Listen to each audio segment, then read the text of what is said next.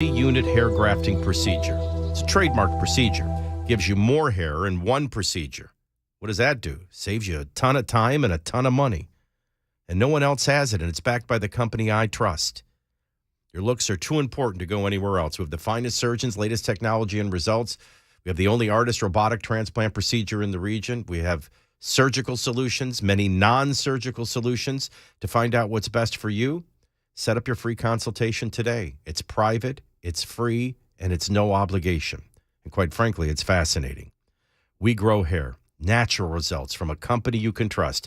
Call 376-6010 today. 376-6010, 376-6010, or online at wegrowhair.com.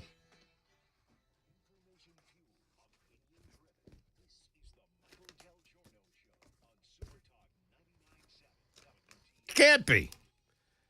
We just left. Seconds ago, we left. How could it be the next day already? I got to think of 3 more hours of something to talk about just because we all slept and here we are again? But that went by fast. It's quick. I don't know that I accomplished anything all day yesterday, but here we are. Back It's just again. like a 4-day weekend. Well, It sucks because it's over. It's done. I had one. A 3-day weekend. 3-day anyway. weekend. So this is like a short week for me. Feels Blink like of an Wednesday, eye. but it's actually Thursday. Blink of an eye. I keep studying, everywhere they're doing these 4-day work weeks. Ooh, that'd be Yeah. nice. No, but I mean, productivity is actually up or the same. Really? Isn't that that makes sense. interesting? And it makes you wonder, when companies finally decide to do it, will their big idea be, well, if we're going to give you an extra day off, that'll be in lieu of blank. Mm-hmm. You know, like would they try to take a week? Let's say you've been, I don't know how all companies are, but our company, you're at 2 weeks vacation till 5 years, I think it is. Then you go to 3. And then after 10, I think you go to 4. And then it just stays at 4 forever. But I wonder if they'll want like a week's vacation. I mean, we would all be willing to negotiate that. There is something about 4 days feels good. Yeah. I notice I've been extra sharp this week. On top of it, I've been rested. is it 4? Would it be 4? I'm even starting to get a little frisky. I almost caused problems in your personal life yesterday. Yes, you did. know I'm in a good mood. Let's take you to the 5-day week now that I'm thinking about it. Would it be 4 10-hour days? Is that the way they do Look, it? can I help it? I connect. That's the hell that is my life. I connect with people. I know I had a private conversation with somebody. They're like, you care a lot. You want to be a part of everybody's life. You want to be accessible. Some people don't want you to be that. But, I'm like excited for you. You don't even know what the feeling engaged feels like. I know. That That'll you be could exciting. actually look at somebody, you really want to spend the rest of your life with them, ask them to marry you, and they say yes. It's a great feeling. Oh, yes. And then they wear a ring, and you're like, oh, my gosh, I'm betrothed. I'm going to be married to that person. Yeah, it beats the other way it feels. Don't get negative yet. He'll figure that out after. Let him get trapped first like the rest of us. No, but then, when they take your name. First of all, when it does come time, and if it does come time, you and I are going to spend some time looking at your vows. And I'm going to make you make a commitment to at least once a week. I'm going to make you write a letter to yourself before the wedding. And I'm going to make you once a month read your vows. And I'm going to make you once a year revisit that letter, because that's what it's all about. Listen. It's actually a good idea. I was reading something, and then I was watching the video. This guy was like married 67 years, and like young people always do. What's the secret to your success? How did you make it 67 years? And the guy just looked at him like they were nuts. I mean, because the answer is there was never an option. Read your vows. What's in your vows to ever give you an option? Where in your vows is there ever the open door to, just start drifting apart?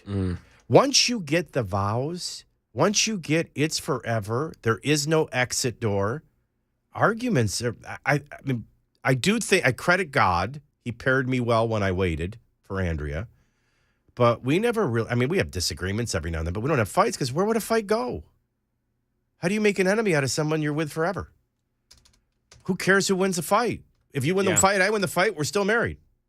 Right? And once you get that, it's all in the vows. Oh, you got sick. Oh, we got poor. Oh, it's all covered. And even the part about, well, maybe, and let me tell you something. You may not look, if you think I look like I did on my wedding day, poor Andrea. Now, I'm lucky. My wife has kept herself. But even that, you're going to forsake all others. Yeah. There'll be people you feel like you're attractive to. They're not an option. You're going to forsake all others. There's nothing more powerful than the vows. But it's fun.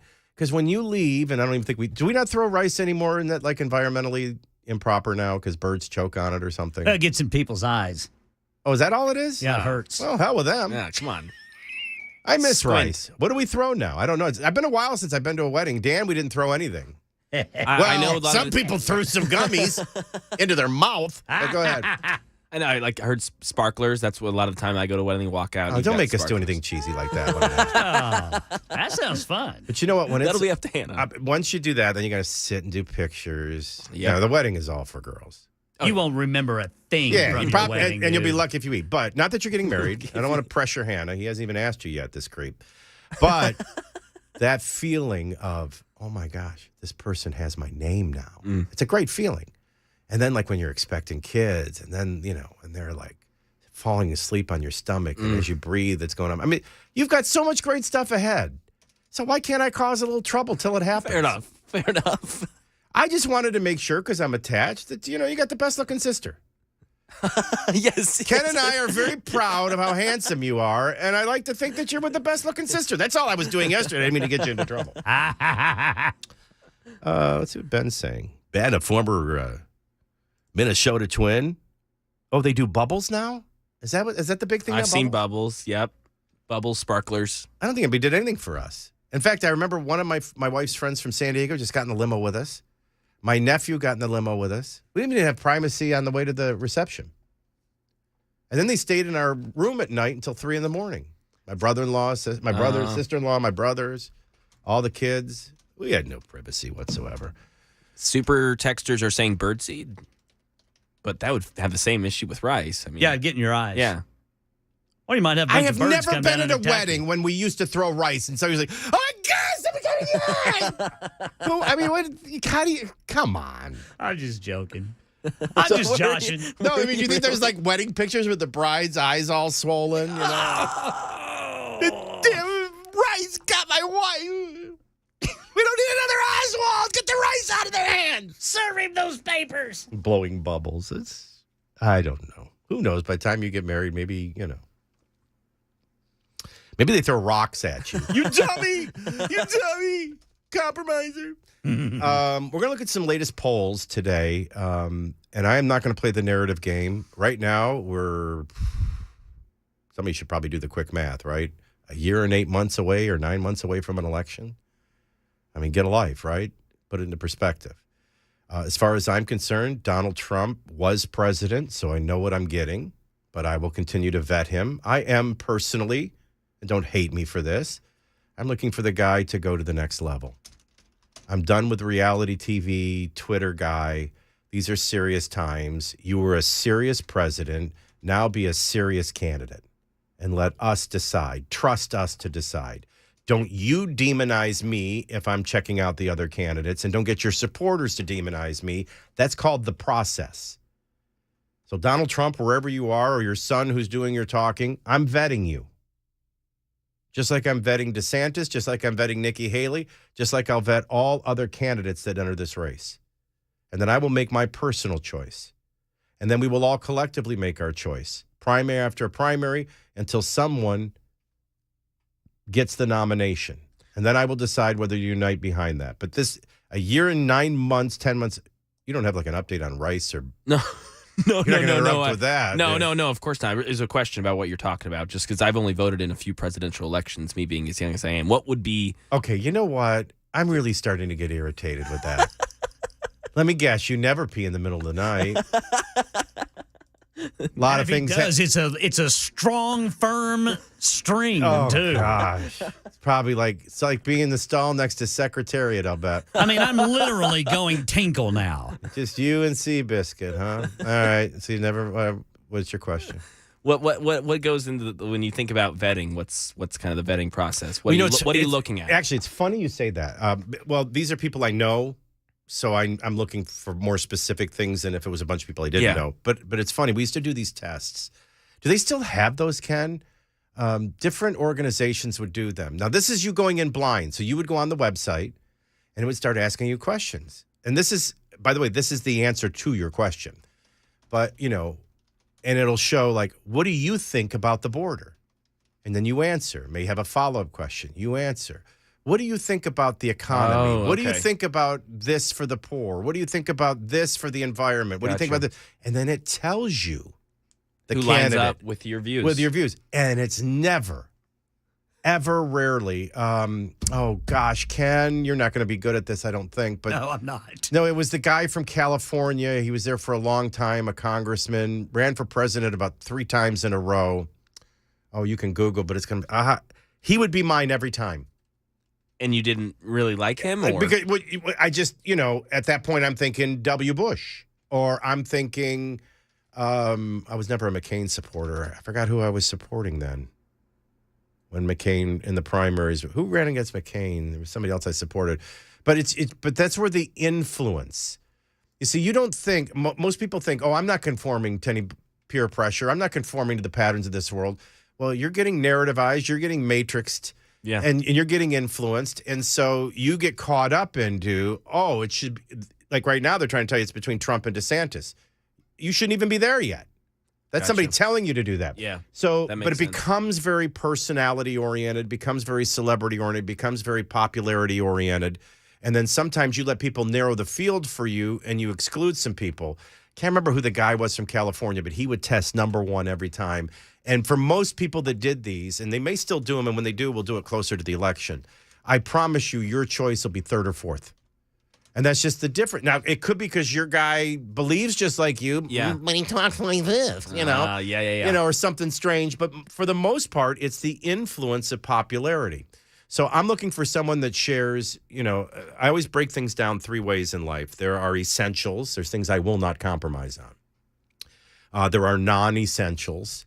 And you view them differently. So, I mean, I have different priorities that I'm looking at. So now you shouldn't do that because a president is rarely going to make an influence in what he campaigns about. The Al Gore, George W. Bush presidential race was all about Social Security and lockboxes. It became about holy war and 9/11. So you needed somebody, for something you didn't even think. So I have priorities. They've got to be right on the essence of liberty. They got to be right on the essence of freedom. They got to be right on the proper size and role of government, the role and responsibility of individuals. They got to be right on foreign policy and peace through strength. They got to be right on sovereignty and therefore a secured border. And then, you may have a different level of priority. And so that's where it can get nuanced. Gotcha. But by and large, very few people ever used to do those questionnaires and their candidate would come back. It'd usually be 3rd or 4th. Wow. And that's the influence. So, but that's what I'm looking for. Now, being more specific to your question, in the case of Donald Trump, look, Donald Trump's ability to do what he said he would do is off the charts, historic A grades. A grades. Living the platform even better than the party of career politicians in his party, off the charts. Where Donald Trump, I think, is a struggle for me, is what he does to the country because of his style. He is a perfect accelerant to an out-of-control matrix fire already. That concerns me. So I'm looking for a change in style from him, tone from him. I want him to be far more statesman-like than rebellious. I want him to find ways. Ronald Reagan was the great uniter. No one has enjoyed more Democrat support than Ronald Reagan before or since because he stuck to the issues, made sense, won hearts and minds. He didn't, I had this conversation with Bobby Petre. You can't bash at people on television and then go get in a committee room and try to negotiate a law with them. It just doesn't work. And so I guess the quick answer to you is, in Donald Trump, I'm looking for a Donald Trump 2.0. And so far, I'm seeing the same Donald Trump. And I don't think that can win. I think it will further divide. And I think at this point, he had the opportunity in one term to awaken the Republican Party to a platform that is truth and right and productive. Now he's turning it in to maybe a negative sex. So I'm looking for him to evolve a little bit in style. I'm pretty darn sold on Governor DeSantis, and I'm watching him do And I think we're due for a governor. We need an executive. We need to restore the presidency to proven experience. But I'm open to Nikki Haley, and I'm taking a long look at her. We should be open to looking and vetting everyone. But what do the polls suggest, or what do they quite frankly prove that I just taught you? Someone's trying to make this Trump versus DeSantis so that either way, you tear each other up and lose. Don't take the bait. Was that me or Ken? Did somebody die? That was me. I was actually giving you a thumbs up, and it hit the mic. I never look at our age, Ken. I don't know. One of us didn't just boom. That's it. I never got to say goodbye. Oh, no, Brother Michael, I'm not going to live anymore with you. In fact, I'm going to heaven right now. I thought that was. There are streets of gold, Brother Michael. And I just took my first few steps. Gold linoleum. Anyway, we're going to look at these numbers coming up next. I got to finish my my big tease. I want to look in depth at Jake Tapper and he and his CNN panel. They're using Nikki Haley to finally admit that there's an ugly side to the political left. But they won't do it if it's Trump, and they won't do it if it's DeSantis. They're only doing it because it's Nikki Haley, because they find themselves in a woke crosshair, and they don't think she can win. Is Ron DeSantis the next president? If history has taught us anything, we already know the answer. This gets to my conversation about we need a governor. And a woke too far, that seems to be where America is, according to the latest Rasmussen polling. And we're going to do another delve into Vivek Ramaswamy. I want you to hear, yesterday I played a little bit about his thoughts on affirmative action and some of the sacred cows that have been enacted in our country that have led to a culture war that's been lost. He's gonna address something now this is a first. I have never heard anyone but me talk about in terms of the cultural war and the idea of what is the proper. I've always said it's the greatest question never asked, and we're never going to fix this country and return to the republic we were intended to be until we ask it and answer it properly. But he's the first candidate for president I've ever heard bring up what is the proper size and role of the government, and what is the role and responsibility of the individual and the self-governed. I can tell you when it comes to Vivek, I said this yesterday. You know, we talk about out-of-the-blue candidates. Barack Obama was an out-of-the-blue candidate. I still think we could have an out-of-the-blue candidate from a governor in Maryland still come that quick. I'm not ruling out this guy couldn't win enough hearts and minds to be the Donald Trump of 2024. Well, I'm telling you, he's off to a great start with me. I want to play another clip of him and Tucker Carlson, where he's talking about really the essence of what we were intended to be versus what we've become, and how ultimately to get back to that. That and more between now and noon. As I always say, miss a little, you miss a lot, and we'll miss you.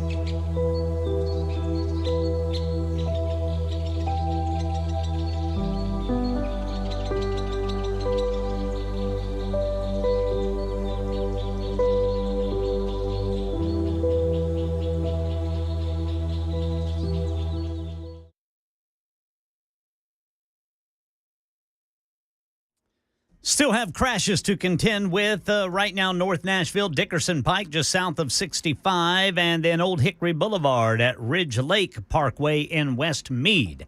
Amber alert, be on the lookout for a white 1999 model Dodge Caravan with front bumper damage, rust on the roof. You see something like that, call 1-800-TBI-FIND. Got the top stories coming up at 9:30 on Super Talk 99.7 WTN. This just in from the Home Office.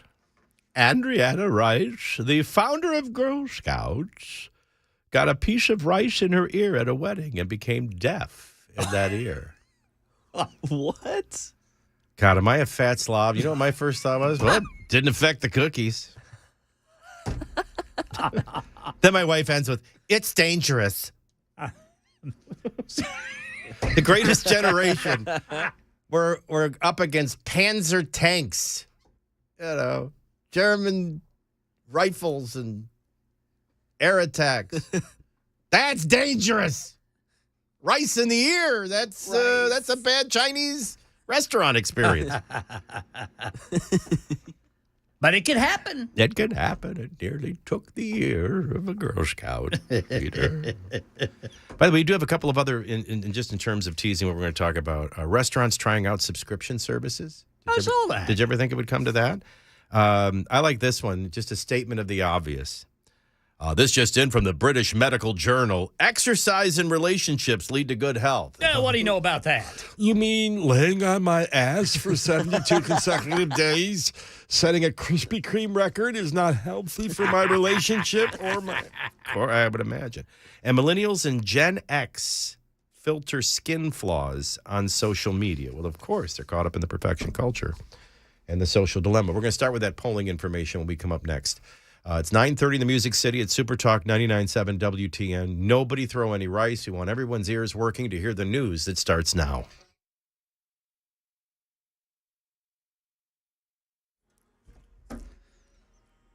Another crash to tell you about. This one is near Belmont, 440 westbound, right before Hillsborough Pike. Got a crash there blocking the right shoulder. Amber alert. TBI says be on the lookout for a white 1999 model Dodge Caravan with front bumper damage, rust on the roof.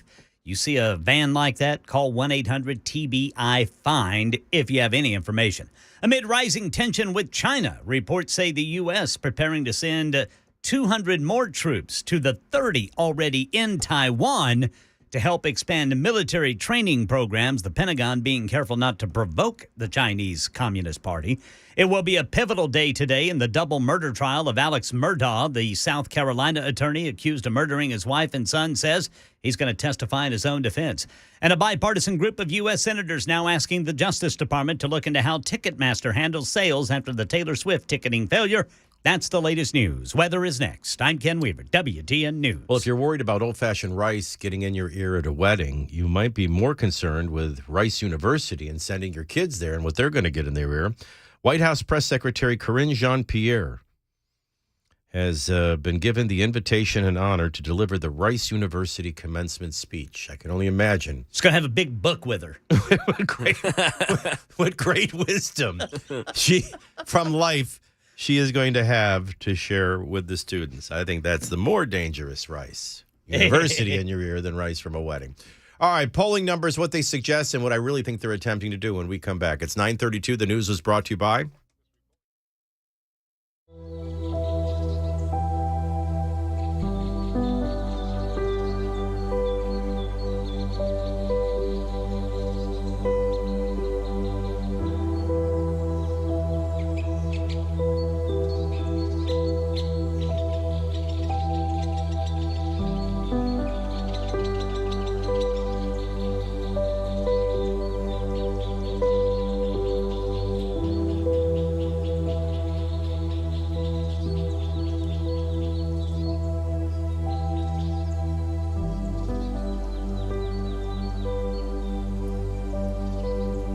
All right, at 9:33, we have partly cloudy skies, 72 degrees in Franklin this hour, 72 in Mount Juliet. It is 74 down in the borough.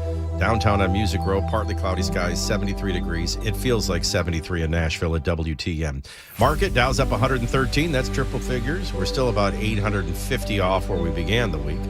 NASDAQ's up 60 and the S&P's up 22. All three are in the green. We're going to call the market slightly up at 933. Well, if you're frustrated with sick care, I mean, everybody calls it health care, but something's wrong with you and you're trying to get better. That's sick care. Living right keeps the sickness from happening. That's health care. But anyway, whether it's health care or sick care, you're getting no answers and no relief. That's unacceptable, and of course, it's frustrating.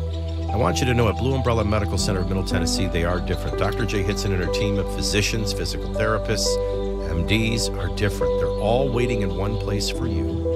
They're going to use state-of-the-art lab testing because we think you deserve and want real answers. And we're going to use some very advanced diagnostic equipment to get to the root cause of the problem. Then we're going to treat that root cause with cutting-edge regenerative treatments. That's what we do with neuropathy. It's acute, chronic, and crippling. And MDs will tell you there's nothing they can do and it's going to get worse. Not true. Our cutting-edge regenerative treatments are able to stimulate, reactivate, and regenerate the damaged tissue and nerve endings. That brings immediate and long-term results and relief. And it's covered by insurance, and it begins with a free consultation. So if you or someone you know or love is frustrated, suffering, pick up the phone and set up your free consultation today. Actual health care with real results. That's Blue Umbrella Medical Center of Middle Tennessee. 610-6937, 610-6937, online at blueumbrella.com.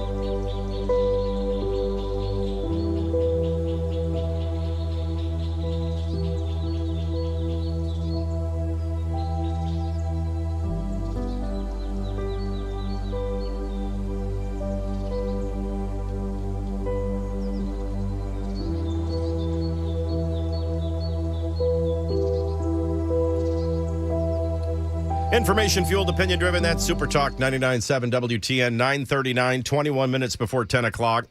73 on our way to a high of 80. Then tomorrow's high only 55. So spring today, fall tomorrow. Getting back to normal. I kind of like the variety. Viva la différence. But it is strange.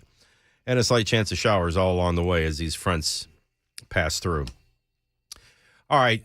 We always say behind every headline is a story, and behind every story, there's so much to talk about. That used to just kind of help us understand that there are triggers. I mean, really, how much of news is new? It may be the latest happening, but virtually every news story ties to an issue that has been fought about for decades and remains unresolved, or we all just agreed to disagree. And here's another piece of evidence. But that kind of all stopped when journalism died. Because now you really don't even have news and behind the news issues. Nobody's even that honest. You have narratives. And behind every narrative is an agenda. So, I got to tell you, it's not that NPR and PBS and NewsHour and Marist aren't capable of a poll that's worth looking at, because they are.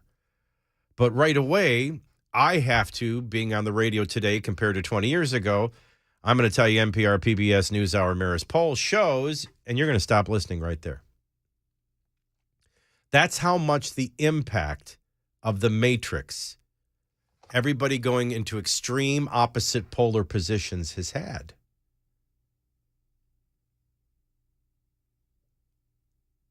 Now, how do we even have the discussion? Is there anything I can say in the rest of this segment you're even willing to hear? And a poll is a poll.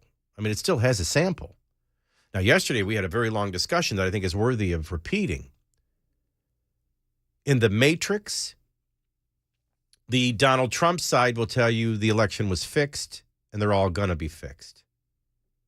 On the other side, they'll say, you all are dangerous because you don't acknowledge an election result and you don't peacefully transfer and leave your office. You threaten and created an insurrection, and you're a permanent threat to democracy. And there's no middle ground between the two. That's your illness. But what we talked about yesterday is what really is happening.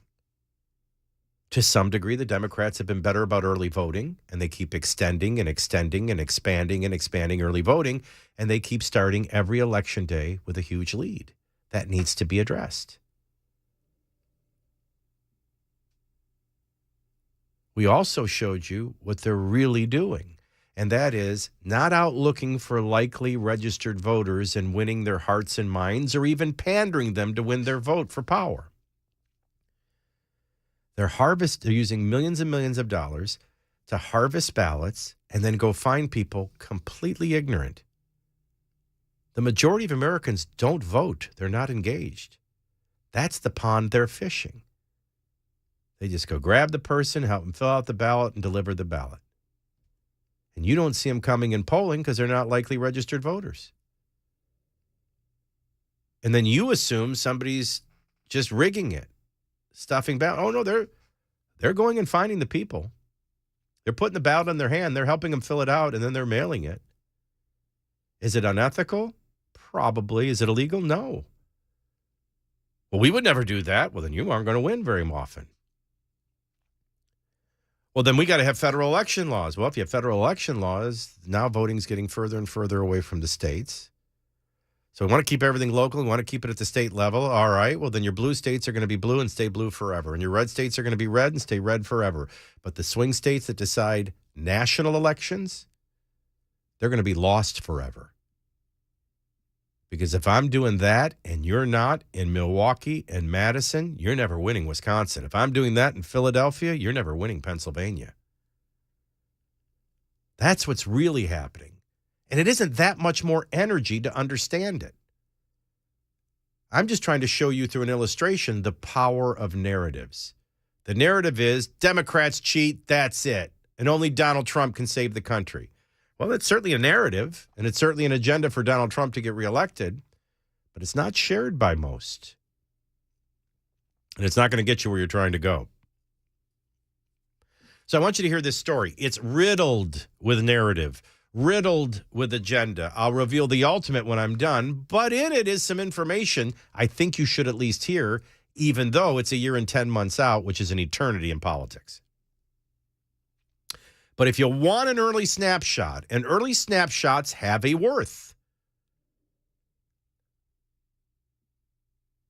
A new national poll suggests Democrats and Democrat-leaning independent voters are becoming more supportive of the idea of President Biden as their nominee. That's the first half. Now, I can't imagine already what your reaction is. Great, run the old senile man. He'd be easy to beat. Not so fast. And this is a Marist, NPR, PBS, NewsHour, Marist poll coming to the same conclusion I came to 2 weeks ago, and everybody thought I was nuts.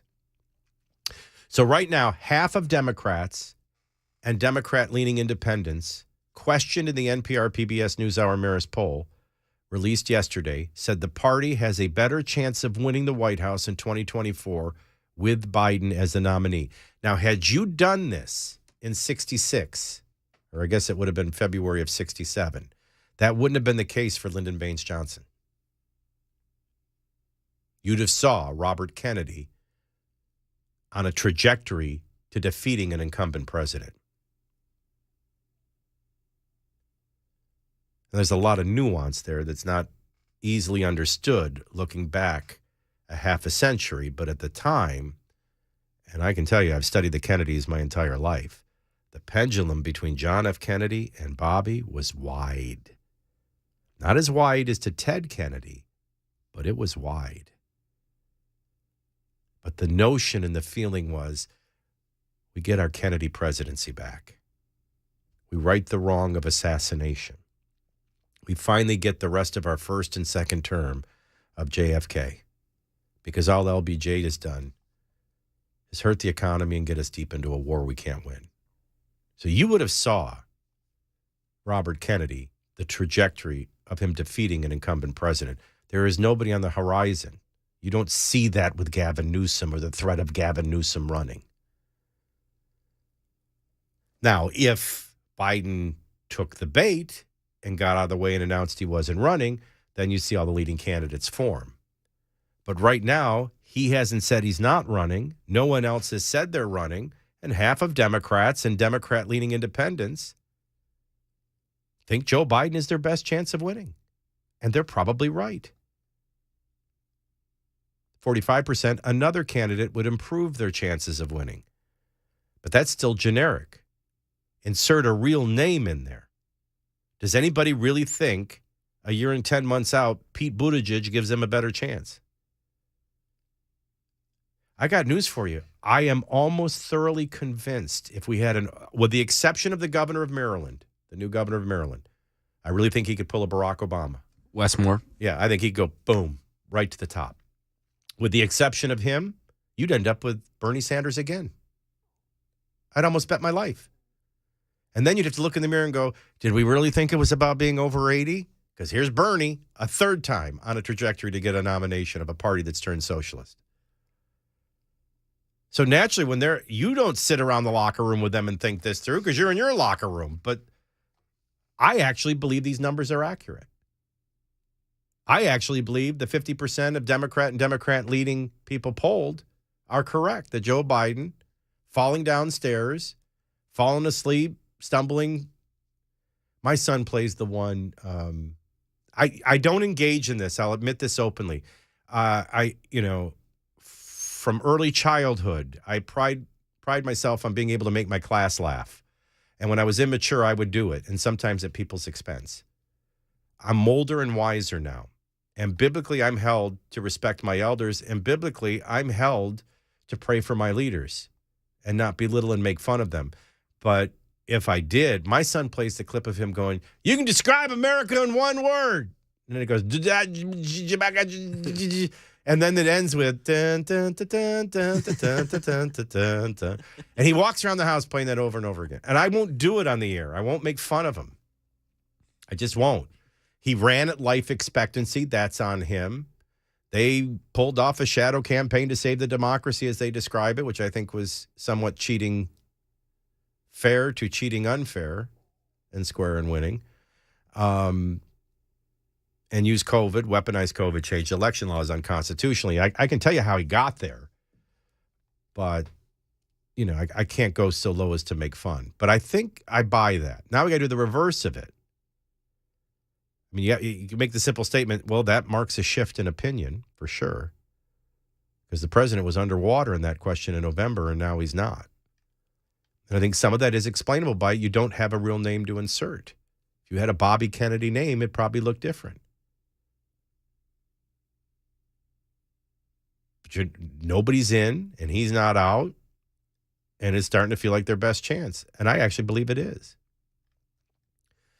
Meanwhile, we get to a majority of Republicans and Republican-leaning independents. Well, this is our locker room, right? I doubt you're going to be any less matrixed to have the conversation or trust Marist and NPR. But what does it show about our situation? Next on Super Talk 99.7 WTN. Though I'd rather talk about rice in an ear. That's got to be. How can a single grain of rice cause deafness? That's a perfect shot. What'd you say? Sorry. You're not even married yet. But I am bringing rice to your wedding. And as we used to say in Italian, I'm going to aim for your coolie. All right. So King Insurance and Associates is first and foremost a big advantage for you. They're an independent agent. That means they have multiple companies they can shop. But let's talk about the companies they shop. You see, in 28 years, we weeded out the non-competitive companies, and we kept great relationships with the biggest, best, and highest rated. And then we don't just say it, we do shop all of them. Each and every one individually, even against each other. And that's how they beat my previous independent agent by 40%. Did I compromise in coverage? No, my coverage was actually improved. Better coverage on my home, contents, automobiles. They reshop it every year. I added teenagers in the last year. Reshopped it, ended up with a different carrier, but kept my great coverage and kept my low rate. Now, for me, that freed up $1,500 to afford inflation. It's about 3 months of inflation, but it covers it. Do you have money to throw away? My listeners saved the same or more, but don't switch because any of us did. Switch because you should. Whether you're a company, whether you're an individual or a family, get a Royal Review today and make the switch to King Insurance because you should. Call 329-8121. You got everything to save and nothing to lose. 321-8121, 329-8121, online at tkinginsurance.com.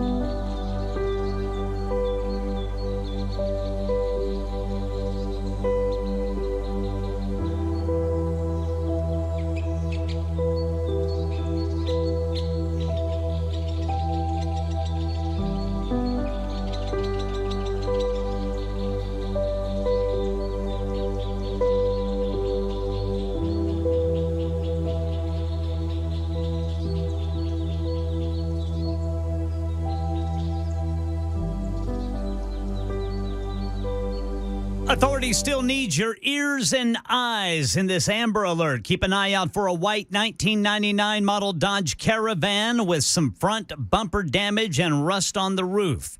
It is the suspect vehicle in this Amber Alert. You see it, call 1-800-TBI-FIND. Alex Murdaugh testifying in his own defense. He's accused of murdering his wife and son. We'll tell you what he just told the court coming up at 10 on Super Talk 99.7 WTN. Obviously, all our conversation about throwing rice at weddings is playing games with me. Here's from the Super Text line. Hey, I'm having trouble hearing you all on the radio. Is there anything atmospheric happening? I don't know if my first thought was, is a China balloon blocking his signal? Or did somebody throw rice in his ear? Is there anything that we're noticing? I saw that text too, but no, I haven't. Okay. Yeah. If you're listening to us on frequency modulation 99.7, you can either super text us or call us at 737-WWTN and let us know. But I'm not aware of, and you're not seeing anything in there that would indicate transmitters down. Right? Nope. All right, listen, I acknowledged in full disclosure that I'm doing, because this is, somebody made a wisecrack about is the Matrix telling you this? The Matrix doesn't speak. The Matrix is what's been created. When I say NPR, PBS, the conversation's over for most on the right, but a poll is a poll, and let's discuss what it's showing. And some of it could be very well real. In fact, in the case of where we're going, it's not just because I only hang around people. Look, there's no one I know. I loved President Trump. I thought what he did was spectacular. I did not always agree with the way he did it, and I think he had a really bad day January 6th. I don't think it was an insurrection, but I think he had a really dumb day. And what we don't need, see, there's things about him that would unite Democrats way more powerfully than any Democrat candidates can. And so I'm looking for, as we said earlier, a different version of Donald Trump, a more polished, statesman-like 2.0 version. We're not seeing it, and because we're not seeing it, wait till you see what the poll is showing. And I think if you don't take the Matrix blinders off and see this, you're going to miss a fun conversation. But what is it? What are the polls showing? Polls that haven't been accurate in how long? A year and 10 months out. And after yesterday's conversation, it may not matter, because what it can't show you is all the unregistered voters that have no intention of voting that are going to suddenly vote because of a tactic the Democrats are doing. But we'll look at these numbers more right after the news, which is now.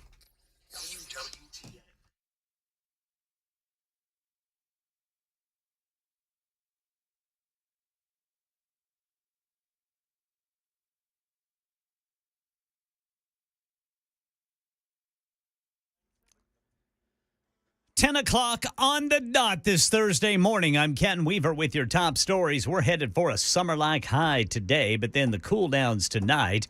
And we got a chance for rain every day and night through the weekend. Full forecast and traffic in 5 minutes. Amber alert. Authorities say be on the lookout for a white 1999 model Dodge Caravan. They believe a missing 16-year-old from Knoxville is traveling in with an 18-year-old convicted felon. The van may have front bumper damage. It does have rust on the roof. If you see this van, call 1-800-TBI-FIND. It's a pivotal day today in the Alex Murdaugh trial in South Carolina. He's testifying in his own defense. Do you wish to confer with lawyers some more about whether or not you should testify? No, sir. I don't need to talk to them anymore. Have you made a decision as to whether you're going to testify? Yes, sir.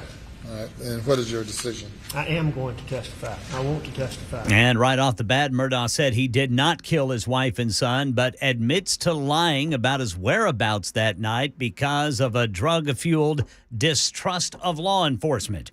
Right now in Ohio, Dave Packer reporting. Transportation Secretary Pete Buttigieg visiting East Palestine 3 weeks after the toxic derailment of a Norfolk Southern train. His survey of the site of the wreck amid criticism for not coming sooner. A Transportation Department statement saying that Buttigieg wanted to go when it is appropriate and wouldn't detract from the emergency response efforts. Former President Trump was there yesterday with tractor-trailer loads of bottled water. He was critical of the Biden administration's response to the derailment. And right now in Tennessee, state lawmakers weighing testimony from educators across the state who want changes to the law that holds back third graders 1 year based on their state reading tests. We have a great opportunity in 2023 in this committee to finally get it right. So yesterday was kind of a fact-finding and get-up-to-date mission. bills that could change the law will actually come under debate, start moving through committees on March 7th. That's the latest news. Weather's next. I'm Ken Weaver, WTN News. This from Jeannie. I was listening to your show on Friday, February 17th. So it would have been this past Friday. Yep. And I didn't get to listen to all of it. Can you please put the conversation on your podcast? David was talking about, I think, end times and how we as Christians are supposed to continue to fight and not just give in. I only caught part of it. I would think, you help me because there's all this stuff other than radio. But if you went to, now this presumes you're on Facebook, but all right, if you're on Facebook, you go to the Super Talk 99.7 WTN Facebook page and you can just scroll down until you get to last Friday, and there's the entire show on video. Whole show. So just scroll through till you get to the interview. But I actually think we chose that as our podcast. Pretty sure day. I podcasted that. I was about to say, pretty sure that's podcasted. And even if easier, if you don't want to scroll down on Facebook, just go to our YouTube, Super Talk 997, and they'll have all of our shows right there. And by date, right? Yep, by date. And you just go to that day and find Michael's. Like we're now on Apple Podcasts. Yeah, Apple Podcasts. So if they went to Apple and went to Michael DelGiorno, you just scroll. Is it the whole show or just those segments that you chose? I think it's just the segments. But again, I'm pretty positive I put you in Cincinnati. I'll look right now. But yeah, but I'm trying to figure out that's all going through my head. I don't understand why our listeners don't understand. There's got to be a place. It's almost I got to understand if you're a face. It's easier for me to answer them if I know they're on Facebook. Know what they're using. Right. Yeah. So, but I guess there ought to be like a standard app. Apple Podcasting, the WTN web Facebook page, website. Yep. App. I mean, all of the above. But that's a lot for me to type while I'm on the air. I wish they'd send these to you. But I just want to make sure I had the answer straight before I answered her. All right. We are obviously all very far left and very far right. And not a lot of room for sensible conversation in between. All I'm going to attempt to do is show you a new NPR, PBS, Marist poll that might suggest where we are collectively a year and 10 months out. What does that translate to? Well, the big question on everyone's mind. There are X number of you listening to me right now. It's Donald Trump or death. And then there are some that it's DeSantis or death. And there's very few like me that are, I got a year and 10 months. I'm waiting to see everybody that gets in, and I'm going to vet them all fairly and individually. I haven't even ruled out Vic yet, let alone Nikki. There's some really, exciting conversations to have. But nobody wants to have conversations anymore. Nobody wants to vet anymore. Nobody is allowed to have the freedom to make their choice anymore. There's narratives and agendas, and you're on board or you're not, and you're with us or you're against us.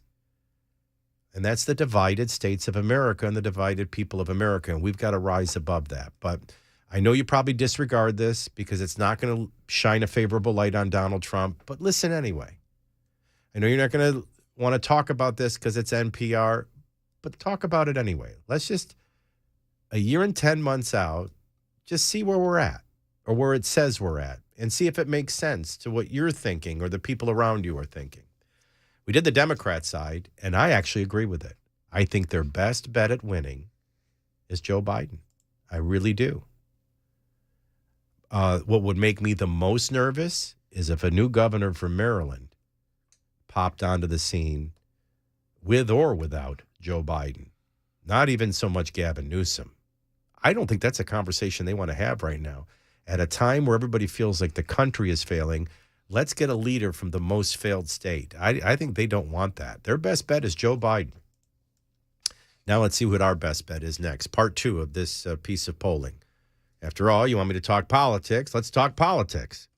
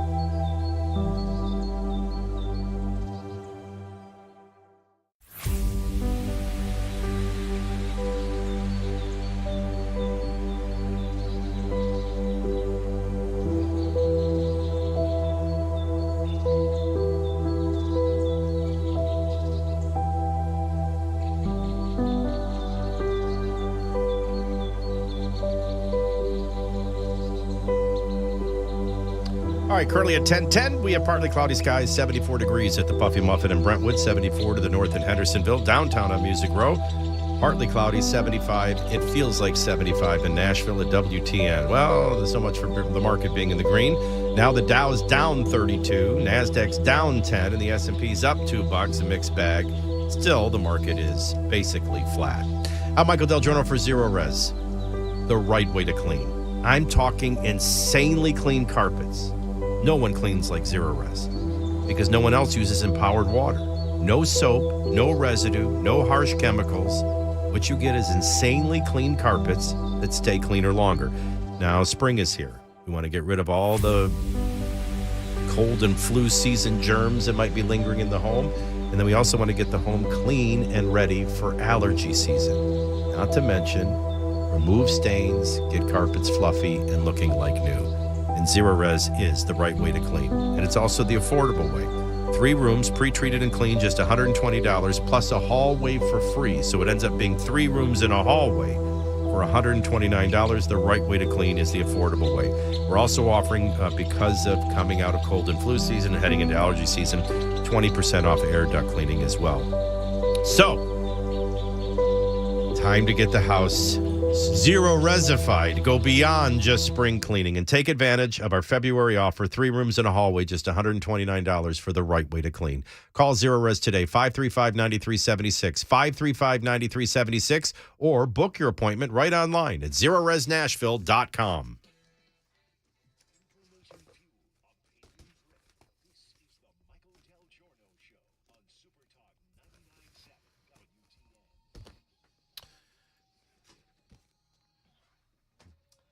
Just taking care of my little teeny tiny baby brother. It used to be on Facebook. There was a readable bio. Yeah. But I don't know. That's what I was trying to do during the break, and I don't know where it is on me. Maybe when I hit about. I couldn't find it either. Yeah, about. I saw some stuff for you. I'm just going to send some basic information about places me. lived, contacts, details about you. Oh, go to details about you. Okay. Do you see that? Yes. It needs to be updated. Michael is a 39-year broadcast veteran. No, unfortunately, I'm over 40 years now. Who has worked in some of the nation's most competitive radio markets, a successful programmer and personality in New Orleans, Washington, D.C., Los Angeles, Kansas City, Charlotte, Oklahoma City, and over 15 years in Tulsa. Okay. And now I'm over 16 years in Nashville. He's been featured nationwide as a fill-in host for Neil Bortz, Glenn Beck, nationally syndicated radio program, and was the permanent fill-in for the Dr. Savage nationwide Savage Nation. He's an author of a book, Standing Up for What's Right, takes a look at many of the issues he discusses on the show. Michael calls Nashville, Tennessee his home. He loves spending time with his family and friends and enjoys golfing in his spare time. That's a bio. So You're younger, so you're not going to have it's not going to be as a lot of the illustrious. experience, but that doesn't mean it shouldn't entail the essence of who you are, what your passion is, what your accomplishments are, and what you bring to a table. And should be third person. Yeah, generally. Okay. Yeah, because who's ever asking you for it is going to use it. Yeah, third good. person. Okay, gotcha. But Thank you. Don't undersell yourself either, because even at your age, you're already in the 40th market, producing a show and doing news and afternoon drive. Thank you. It's a pretty good place to be, even though you're ungrateful and would rather be That's not true. calling a small college game, something like that. But anyway, so we were doing that off the air, right? So I got distracted. But yes, if you go to the Facebook wall, you'll see. Do you seeing what I'm seeing? Where Yes. You can click on posts, about, under about. There's overview, work, educate, and then it says details about you. That's an example of a bio. So just cut and paste that and insert your life. Or if you want, just pretend you're me. But yeah, I was about to say, I'll just do that. I would think they'd love that. Like, wow, he's been doing this 39 years. And he's only 26. This guy's amazing. All right, so we're looking at a poll, and I'm very upfront and transparent. All right, so if you're looking for talk radio guy, what do you think? Are the Dems trying to tell us we can't elect Donald Trump? Is that their way of setting the table? They can win their own thing. I don't play that game. I recognize this is an NPR, PBS, Marist, probably left-leaning poll, but I'm still able to look at it. I'm still able to converse on it. I'm still even able to ponder some of the suggestions. I'm capable of discerning. I'm capable of ruling out what looks ridiculous. But by and large, what does it show from the left? Joe Biden's their best bet. Does anybody really disagree with that? Not Joe Biden's your best bet of winning. Joe Biden is their best bet of winning. He hasn't announced he's running yet. There's no Bobby Kennedy waiting in the wings. All assumptions are he will. All assumptions are no one will run against him if he decides to. Yeah, I'd say he's their best bet. He gets out of the way. Joe Biden probably exit stage left, but enter. I guess Gavin Newsom is a name everybody likes to kick around. The only one I really respect is the new governor of Maryland. I think you'd end up with Bernie Sanders again. I absolutely do. What does that do for your narrative? Oh, you're better off with the 80-year-old you have. At least he's not socialist. He's just senile. So I don't necessarily disagree with the findings, and I don't think you do. Now, let me do your locker room. This is where it might get uncomfortable for you. 54% of Republicans and Republican-leaning independents said the GOP has a better chance of winning without Donald Trump.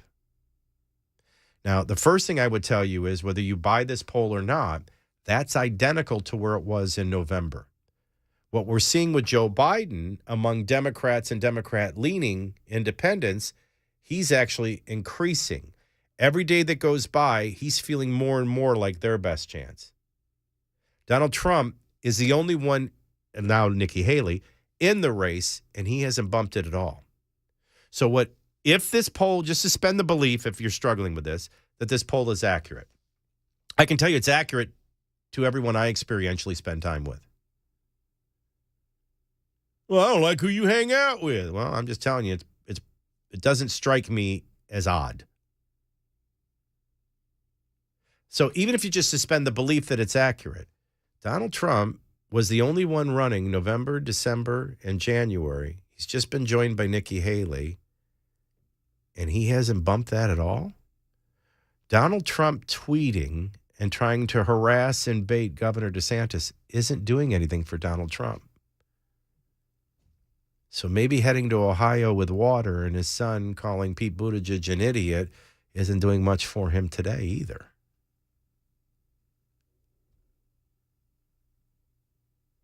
Now, what am I looking for? I mean, the show started with Mac, and I love that you did that. I wish you'd do that more often. Just ask a question. Yeah. What are you looking for when you're vetting? Well, in Donald Trump specifically, I want the passion, the focus, the courage, and the policies that he did when he was president that made America great again without all the negative style. I want a Donald Trump statesman 2.0. And what am I seeing? The same games, nicknames. You got a great governor doing great things that if you were president, you'd be praising. But now because he may run for president, you're bashing him. That's not Donald Trump 2.0. And everybody's concern is, Donald, when you act like that, it makes the left crazy, it makes the media crazy, and it unites the left party. They raise more money so they can harvest more ballots, put it in the hands of people that had no intention of voting, and steal elections. Plus, the country starts hating each other more and more and gets further and further divided. Nobody wants that. We want your policies without all of this beneath the office tactics. That isn't even me speaking for me, by the way. I think that's, in general, what I keep hearing. And that's what this poll is suggesting. 54% think their best chances without Donald Trump. And that's exactly where it was in November. So his first 3 months of campaigning haven't budged that number. 42% said Trump would give the Republicans the best chance of winning. So he's underwater. And he's not going. Apparently, I'm not the only one looking for a 2.0 and not seeing it. The poll also indicates that Trump's favorability rating among those who identify or lean towards the Republican Party dropped from 79% to 68%. Now, there's two things that can cause that. Something he's done, which is acting like the old him. A gaffe, a faux pas. I don't necessarily see that. It's the introduction of someone else. If you're all alone on an island with, I don't want to be mean, but an average-looking girl, let me tell you something. She's a catch. The minute you're looking for firewood and you stumble on a really good-looking girl on the other side of the, now her number goes down, her favorability goes down because your eye's been turned. So I would think this is the DeSantis effect. And by the way, at 68% among Republican and Republican-leading independents, his lowest level in the Marist polling since 2016. The first 3 months of Trump's latest White House bid have raised questions about his political durability, with pundits from both the left and the right criticizing his mid-November campaign launch, as well as the controversial actions and comments he has made since declaring his candidacy. I think that's a way of describing exactly what I'm saying. People want Donald Trump's America that he created. They don't want Donald Trump's division and personality and hijinks that he also created. And he has shown in the first 3 months he's going to be the same Donald Trump. And it's not playing in 2023 the way it played in 2016. Because we've been there. We've done that.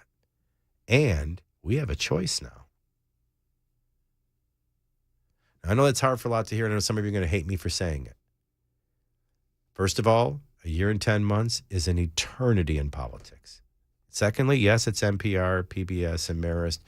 What I reject most, nobody's even brought up. And that is that somebody is trying to narrow down the race to 2. That I want to address next.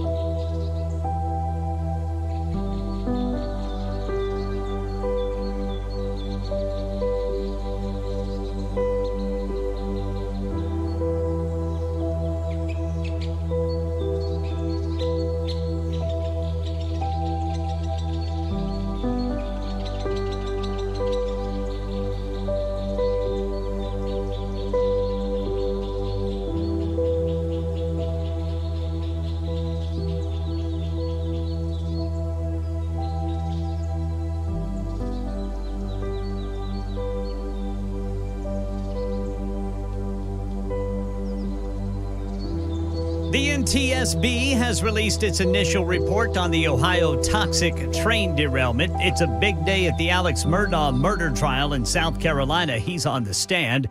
And a new report released by the World Health Organization talking about maternal deaths. These stories and more, 10:30 on Super Talk 99.7 WTN.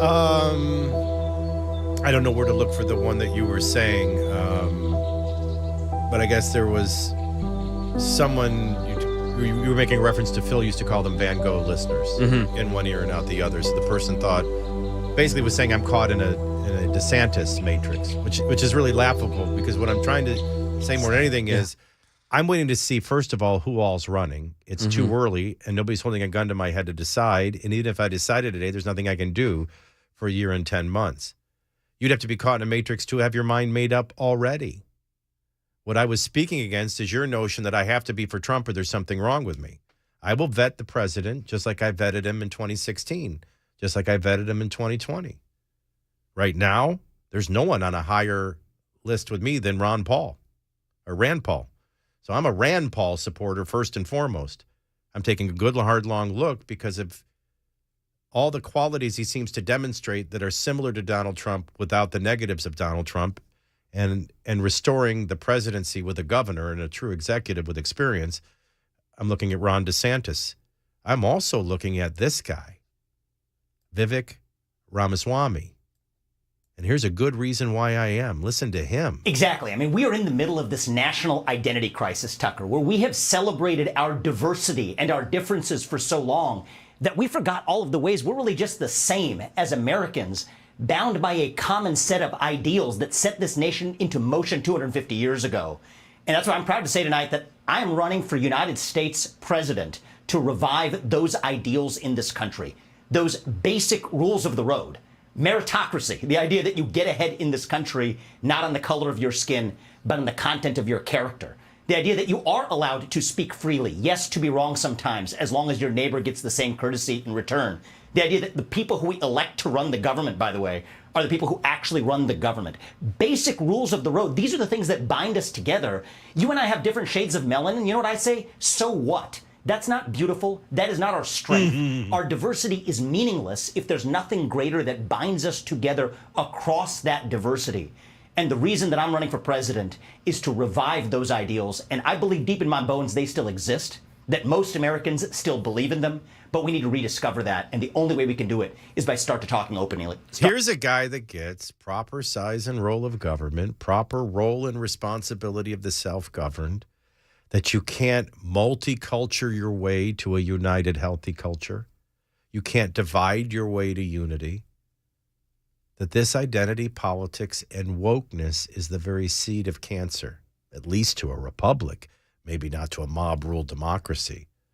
Listen, this may be uncomfortable for a lot of you people listening, but I'm looking at Vivek as much as I'm looking at Donald Trump. I'm looking at Rand Paul as much as I'm looking at Donald Trump. And, of course, I'm going to give Nikki Haley a good long look, as I should, and Ron DeSantis. A poll is a snapshot. It only exists. Now, the things in that poll I can look at is Donald Trump he was the first to enter the race. He's been in it since November, and his numbers have gotten worse, not better. And the same notion of we're better off without him than with him is holding. It's just something you ought to put in your pipe and smoke in it. Don't become an addict, but put it in your pipe and don't be afraid to take a puff. It's just a conversation. But I got news for you. What you just heard is as much as I've been impressed in a long time. This young man has my ear. My republic needs a rebirthing. It needs an identity adjustment. It needs to return to its intent from a state of wokeness. Everybody's in play, as they should be, and no one should be narrowing the field for you. But I think that's what our next article is going to try to do. Stay with us.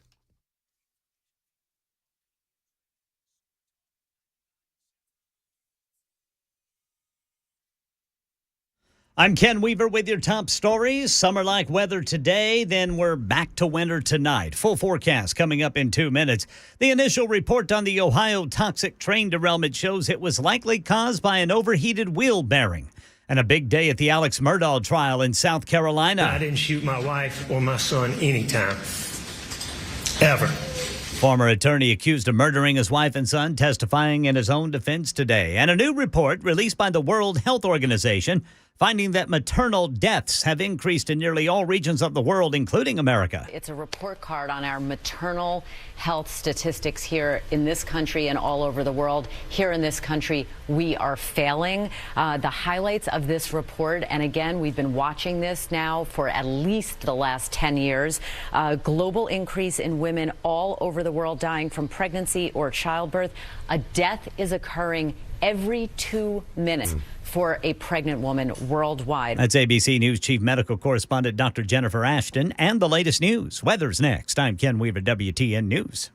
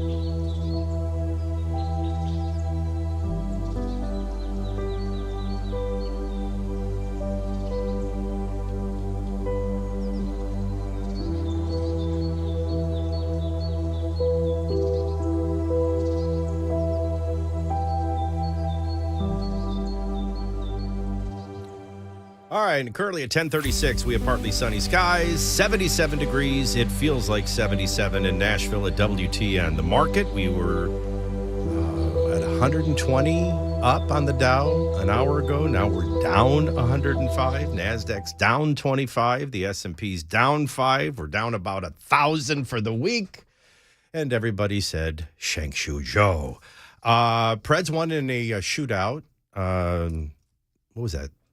Tuesday night? I was there. Oh, that's right. You were there Tuesday. Yeah, it was Oh, you great. picked a great game. Yeah, I know. It worked out. Almost choked it. It's always fun to beat the Canucks. That just goes back to about 12, 13 years ago when they were such a sword in our side in getting to a Stanley Cup final. So it's always nice to beat Vancouver. They're not the same Canucks, but we won in a shootout 5-4. Now, tonight we're in San Jose. We'll be taking on the Sharks at 9:30, and you can be watching on Valley Sports. And that's sports on the Talk Station. Brentwood Jewelry. Brentwood Jewelry is the official jeweler of my home, and let me tell you why. I love this family. I trust this family. Dad's still there. Son's there. Mom still wraps.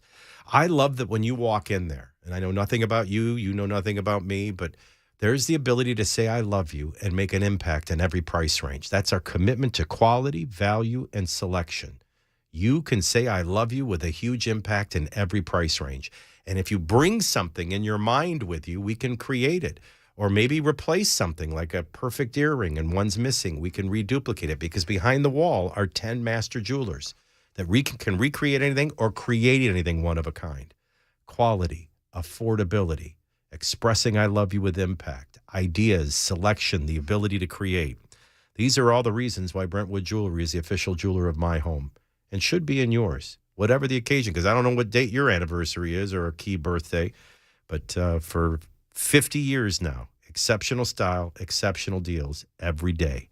That's Brentwood Jewelry. Give them a try. They're just off Franklin Road in the heart of Brentwood on Church Street. Online anytime at BrentwoodJewelry.com.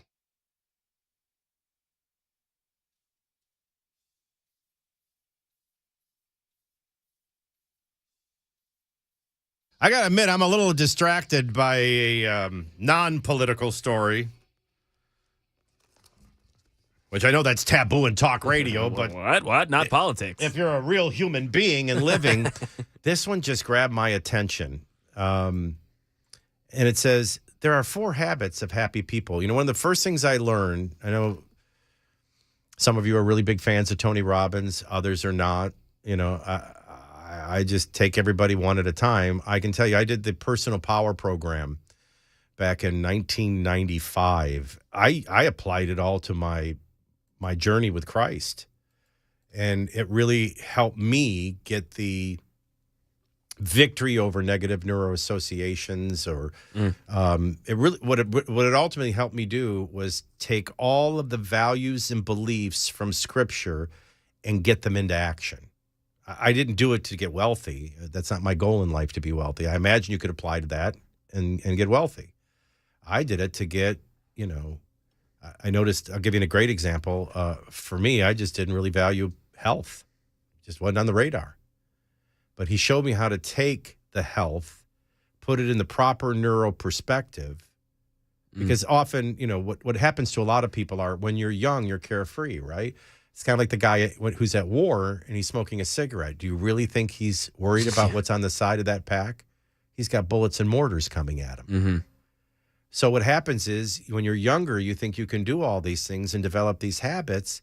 But what happens is the price for them come at a time where it does matter. So, you know, maybe you were miserable for years and you were smoking.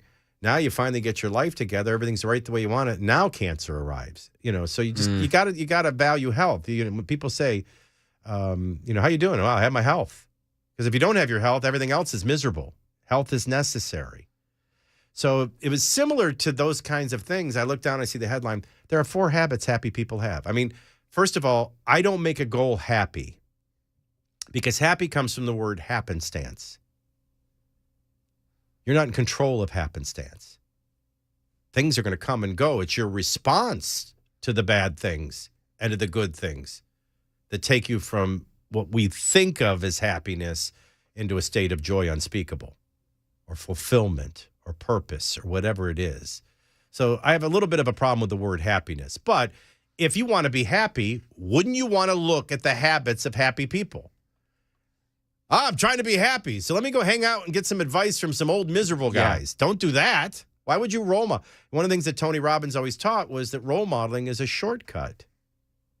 All wisdom doesn't have to be lived. In fact, wisdom, for example, is different from knowledge because it comes from having lived. But you have a God who's past, present, and future simultaneously, and you can ask for wisdom. Wisdom you haven't learned. You don't have to make every mistake to learn from it. Because success leaves clues. So the headline alone grabbed my attention. Gee, I wonder what they're going to say the 4 habits of happy people are. So maybe you're listening today and you don't feel particularly happy. A lot of it could be it's a bad goal, or you've created a happiness utopia that doesn't even exist. So I love the way it starts. The study starts with, what makes you happy? You know, for some people, it's getting up early and seeing a sunset. I'll never forget, there was a Christian artist named Billy Crockett. I should play a clip of it. Look up He Is the Wind by Billy Crockett. It may be the most emotional. Now, if I asked, Mac doesn't even know me that long, but Ken would tell you, Brother Michael's not an outdoorsman. Brother Michael's the indoor type. He's not really one to go camping. I love to fish, actually. And I heard this song, and I began to weep uncontrollably. This notion that God is in the wind, that God is in the sun, that God is in the streams. I had never even considered it before. I lived on this earth. I can tell you, I made a turn coming through the canyons of Malibu, and it hit me pretty good. I go through the Rocky Mountains, and it comes to me pretty quick. Just listen to a few words of this.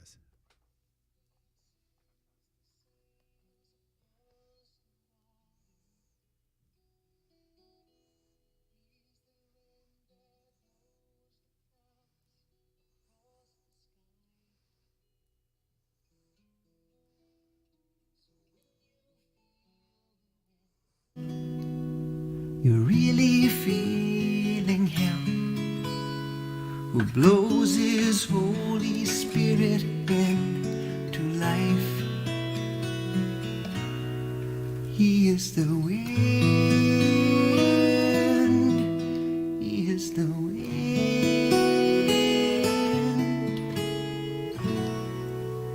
He is the wind. Well, that's the wind. Still going to do the rain.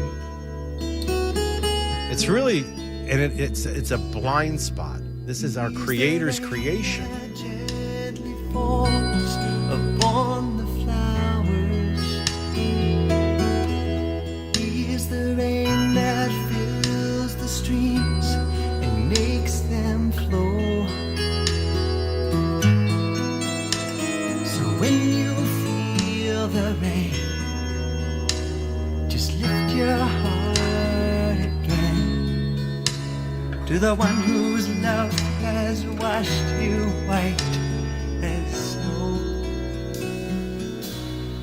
He is the rain. He is the rain. He is the rain.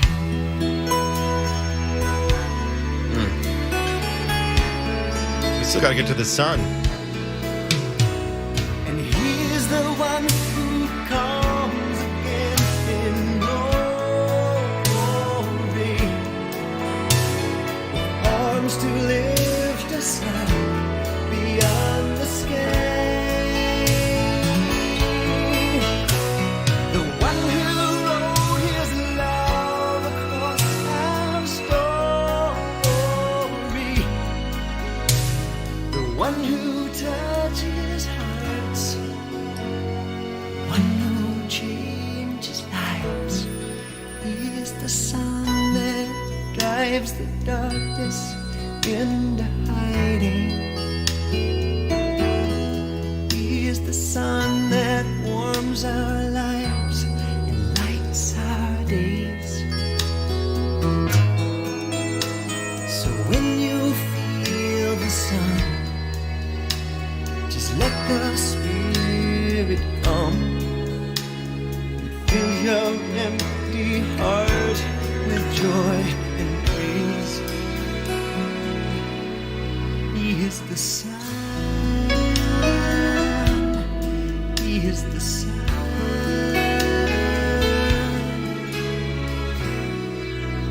He is the sun.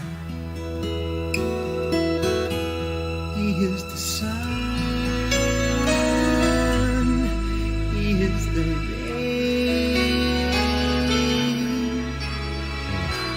wind. So I'm listening to this song, and several things were going through my mind when I was listening to it. One, before I ever determine what I think will make me happy, a house, a car, a vacation, a this or that, look at all the happiness unnoticed before you ever take your first breath or step. Look at the creation that's already been created for you. Look what's on display before you even begin to add to that canvas. My second thought was, how much does this guy know God? If I gave somebody an assignment, I want you to reveal the Creator in a way he's never been revealed before, and how he can fill an individual's empty heart. And I want you to use the sun, the wind, and the rain to do it. Who could pass that assignment? Billy Crockett did. The other thought I had was, when it comes to outdoors, I tend to be more rainy, I tend to be more snowy, and I tend to be more streams than oceans. And the notion that he's the rain that fills the streams and makes them flow, and the childhood memories of catching 36-pound Chinook salmons out of a narrow stream, and what that meant to me. Like a father who loves his child and creates the perfect bedroom and the perfect backyard. Look what our Creator has already created. My dad used to always say, I got to go to church. Then he'd leave to go fishing.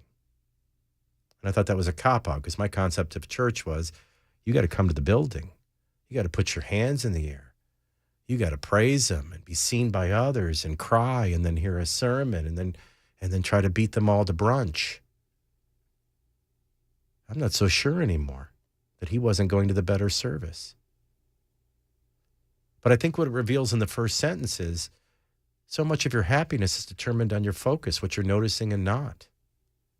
Mac Davis would say, stop and smell the roses along the way. But the truth is, if you're focused on the one or two things you don't have that you think you need, that you don't actually need, well, then you're not happy. If you notice all the things you already have and focus on them, that's how you maneuver happenstance to your favor.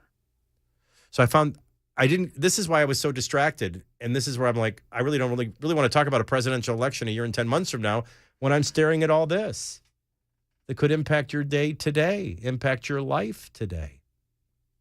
And then the story starts, hey, maybe it's getting up early and seeing a sunset. Maybe you should try that. Maybe it's hanging out with family and friends. That's a key for me. I never care what I'm doing. It's always about who I'm doing it with. The kids don't start jumping up and down when I say Pam's coming over, because I say Pam's coming over and we're going to do this. Oh, Pam's coming over.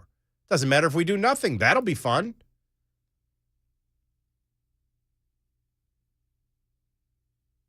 But what does science say about the things happy people do? We know happy people tend to have strong relationships. We know happy people happen to have and enjoy good physical health. And we know that they're always contributing to others in their community. What makes them that way? What are their habits that create this? And they narrowed it down to 4. The first is move your body. Body needs regular movement throughout the day. If it stops moving, it stops living. And everything stops operating right, including your moods, your thoughts. Sitting for long periods of time does not make the body or the mind happy. At the very least, walk briskly for an hour every day. Or maybe if you like to swim, swim. Maybe if you like to dance, dance, yoga. Find something you love to do. Pick up basketball. But your body wants to move, and it's a clue to happiness. Prioritize connection. This is where the social dilemma is such a hot button for me. There was a pivotal moment where Zuckerberg thought, I've just created something amazing. People are going to live online now, virtually,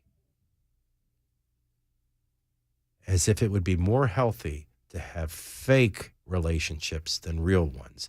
Human connections from a creator is a big thing.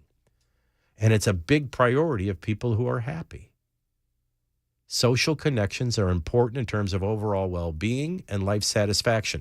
That's why married people are happier. Churchgoers are happier. These are human connections. Third was practice gratitude. This is where your focus and your outlook comes on. Our outlook on life, it says, and how we evaluate things are also playing a huge part in our happiness. Studies have found that people are more with a more optimistic mindset are practicing a sense of gratitude. Being grateful daily. That's why the scripture says, create in me a thankful heart. If you don't have it, ask for it. Also, tell your mind to start noticing it. I was sitting in the jacuzzi yesterday, and it was just cool enough, and it was just windy enough that the part of my body that wasn't in 102 degrees was getting this winter-like mist across my face. And my first thought was, thank you, God, for this moment. Daily gratitude. It'll make you feel happier. Notice the things you have, not the one or two things you think you need. By the way, fourth on the list, what do I always say? The more I know people, the more I love animals. I am surrounded by animals, and they bring me great joy. Happy people spend time with pets. I don't have to tell you, a little shout out. Dogs. Yeah. Dogs motivate their human companions to be more active, and in turn, both dog and human have shared pleasurable experiences, and it boosts their happiness. You want to be happy? Hang out with an animal. You want to be happy? Practice gratitude. It'll overcome happenstance. You want to be happy? Start moving.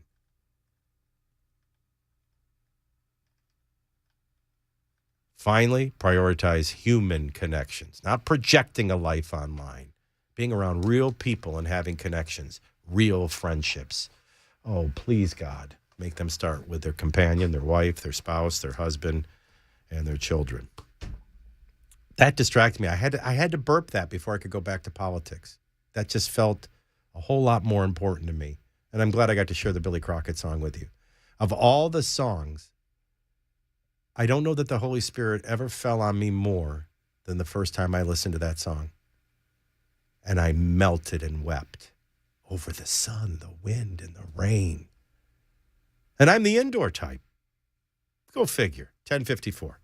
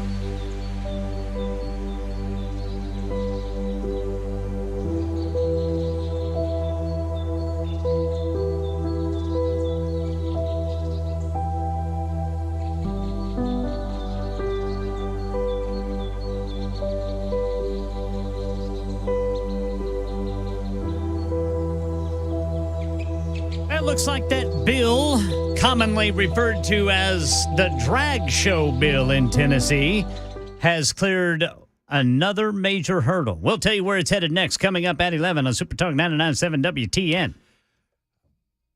So Mac asks me, gee, I was going to podcast the research on a year and 10 months out, where we're at from the left and the right, Democrats versus Republicans in the presidential election. But that last segment was kind of nice. Should I podcast it? And then I'm like, well, I don't know. It depends. Look at the super text line. What are they saying? Wow. I must have accidentally tuned in a terrible music station. Another guy, wow, this guy's voice really sucked. And then there's me. Wow, you people have such critical spirits. I don't know how the Holy Spirit can speak to you.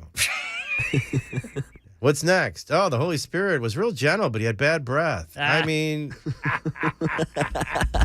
are we getting uglier and uglier? Seems like it. You can't even have Well, yeah, because you can a hide. Connection and conversation. Everybody hides. You can say anything you want with a keyboard. I guess. This person, let me see what they said. We'll let them be the final vote. I came back in the car after the song. What was the name of the song? Oh, it's Billy Crockett. He is the wind. He is the wind. This is this person says 7923 says, "Thank you. You have no idea how much I took away from that." Well, good. Then I'm here for you, not for the other two critical spirits. Yeah, beat it. You know, the whole time the Holy Spirit was on me and I was melting on the ground weeping when I heard that song. It never dawned on me, gee, it could have been a better vocal. I mean, God help me if I ever become that. I'm just talking about the creator of the heavens and earth. You're living in one of his creations. You're going to spend eternity in the place he's building for you. And you'd rather talk, I want to see that research on Donald Trump's chances. like that's going to come up. Oh, Lord. You want to know which we should make the podcast. I'm wondering why I'm still here. It's 11 o'clock at WTN.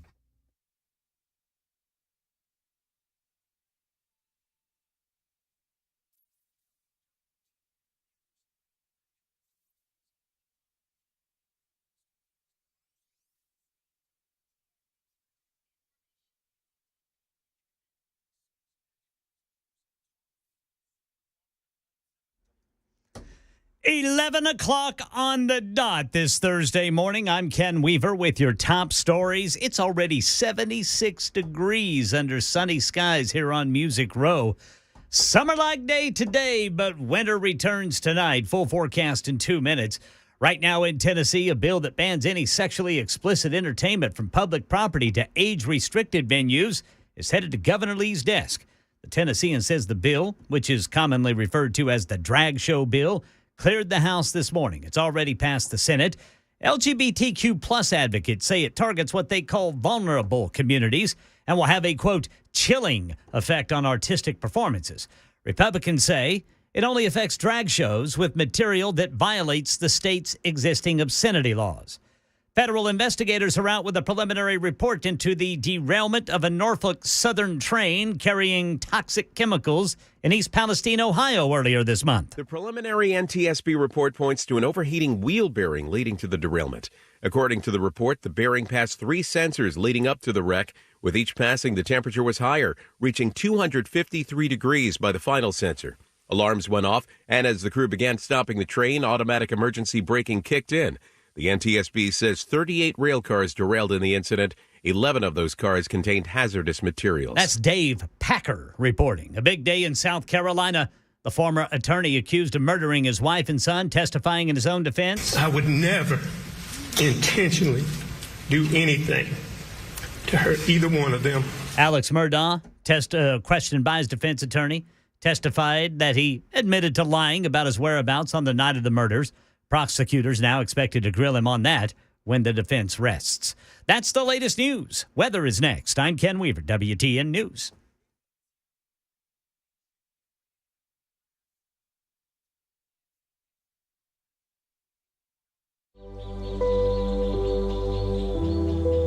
Hi, I'm Paul Winkler. I've been teaching investing on Nashville airwaves for over 20 years with the Investor Coaching Show. And in that time, I taught a lot about how markets work and how we invest money and academic principles of investing money. But I've also talked an awful lot about how to avoid the mistakes that people often make with their money. Think about it. A lot of people sold out of the market at the worst time when COVID struck, or when TARP happened, the Troubled Asset Relief Program, or gold, they invested in that at the worst time. Bailing out of the market because they were worried about Y2K or 9/11 or jumping into energy stocks or jumping into cryptocurrency. One of the things that I like to do is educate investors because I believe that the more educated you are, the more confident you are, and the more confident you are, the more successful you can be as an investor. Now, I not only do that on our radio show, but we do that in our offices around the Nashville region, 10 offices. To learn more about our approach to investing and financial planning, go to paulwinkler.com and set up a free 15-minute phone call, or you can call 615-851-1950.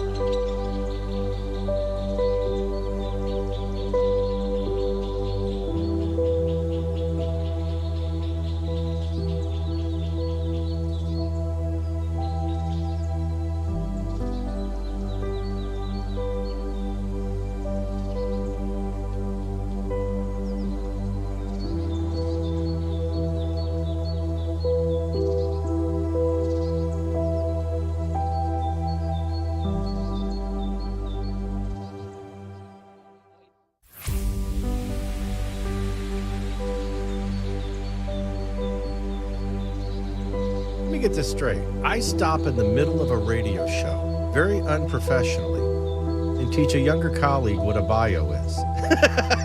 And nobody makes a comment. I play a beautiful song about God, our creator and his creation. And everybody's like, his voice sucks. Yeah. I can't figure it. Meanwhile, while all that's happening, here's my brother, Vic. Everybody here is out of sight. This is what he's texting. They don't bite, they keep things loose, they keep. He's just singing Dancing in the Moonlight by King Harvest. Yes, sir. Nice. Yeah. You think my family's weird or what? Everybody here. He's just somewhere in his own little world. And he likes it there. That's a good old song right there. Oh, it's a great song. I mean, it's just King Harvest. I just got all this stuff coming at me. Meanwhile, there's a whole big thing at school going on right now with the girl with fake eyelashes, and I think she's setting the the Tammy Faye record for length of fake eyelashes. I'm watching my kids go back and forth about fake eyelashes. My brother's singing "Dancing in the Moonlight." People are saying, "Man, that guy's song sucked. You suck. Go die." Meanwhile, I got Mac. What's a bio? There's a lot going on in here. Currently at the Puffy Muffin in Brentwood, we have partly cloudy skies and 76 degrees on February 23rd. But tomorrow's high only 55. So enjoy late spring today. We're going right back to fall tomorrow. We've been running our air conditioner for 6 days. Yeah, it doesn't really quite know what to do, does it? Why am I not golfing? Oh, because I have stuff every day, unfortunately. 77 to the north in Hendersonville, 77 downtown. It feels like 77. The market, it's been Joe Bidenized. The Dow's now was once up. What was it? Up 120 at 9? Watch it, pal. Now it's down 290. By the way, there's a new video of somebody falling down the stairs. Yeah. Upon arrival. Up the stairs. Well, he fell up the stairs, but I think they hid from him. And I watched it. I went down that rabbit hole. I spent 10 minutes watching it. I can't quite identify it, but it sure looked like him. And I'm talking fell 30 steps, sliding down the rail and then landing on his shoulder. And it looked just like him in his overcoat and gray hair. Have you guys seen that video? I saw a video that was upon like that. arrival in Warsaw. Yeah, but it was the back of Air Force One, which is the media. So we just think it was somebody in the media? So I think it was somebody was carrying some equipment and took a tumble. There are. First of all, it's funny when you're a kid. We tackle each other. Oh yeah, nothing hurts. We get back up. Get right back up. You fall at 70, you could an die. issue. It's like suddenly 12 feet is like 12 stories. Absolutely. I don't know how the guy got popped right up. I mean, that was a heck of a hit. Yeah, it was a heck of a hit. So that we know because it was the back door. It wasn't him. Well, that's the video that I looked at, and then the explanation under it. It was definitely the back door. Yeah. It's a really nice overcoat. You got to admit. All right, let's do something. Let's just change our paradigm. Let's just be nice. You got to admit, for an old guy, he dresses sharp. He's got great sunglasses. Too, I love his sunglasses. I love those. If Joe just showed up in pajamas like Hugh Hefner, we'd all understand. Like anybody else at that age. But he doesn't. He's still dressing sharp. He's a tough son of a gun, man. I mean, he's tough. Damn right I am. I started out with switchblades. He'll take you out back. But anyway, we started up 125 on the Dow. Now we're down 228. I don't have to tell you, we're down 1,200 on the week. This from my mom. I fell. I didn't die. That's way to go, Joan. Way to go. She's tough, too. Meanwhile, my dad's tough. going to text any second. Mom. Yeah, do what he said. Is it me or am I having a moment today? I got to teach you what a bio is. I got to teach everybody that God created the wind and the sun. Keith Green did a piece. I don't know if it was based on a Wilkerson or a Charles Finney. It may have been a Charles Finney. But it was called, Will You Be Bored in Heaven? It's a legitimate question. Guys, if when I talk about our Creator and His creation and our eternity that's inevitable, and that doesn't excite you, there's something wrong. Do you think any of us are in heaven are going to going, you remember that poll that came out that showed DeSantis ahead of Trump? Remember that? What? Mar-a-Lago. We got streets of gold of our own now. That's right. I mean, I can't tell. I say this We've all. got linoleum of gold. Well, I do remember the one time I beat David Zanotti. Notice I said one time. One time. Wow. One time in like 10 years. Wow. What a lousy friend he is. Yeah, what the heck? Mac, I would absolutely let you win now and then just to keep you feeling good about yourself. I don't know if you could. I'd probably be very bad. I beat him one time, and then all of a sudden he stopped talking to me. The next time I saw him, he wasn't talking. He was focused, and he just beat me by like 15 strokes. And I thought, what a jerk. I was so happy when I won. But he just needs it. Other than that, I would tell you, I don't remember a score I've ever had in golf. But I remember everybody I played with and the fun that we had. That's what you're going to remember. I mean, I don't know. There's just a lot going on today. And then the Mitzvik. Everybody here is out of sight. They don't buy that. And can I say one other thing that's in my head? It's kind of like I'm under attack. My attention deficit is under attack. Did you see the video of the older woman walking her dog? Yes. Just like everybody's grandmother in a house dress. Yeah.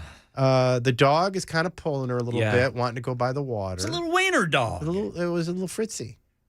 Well, now they stopped the video. Oh, no. Obviously, you could have watched it happen.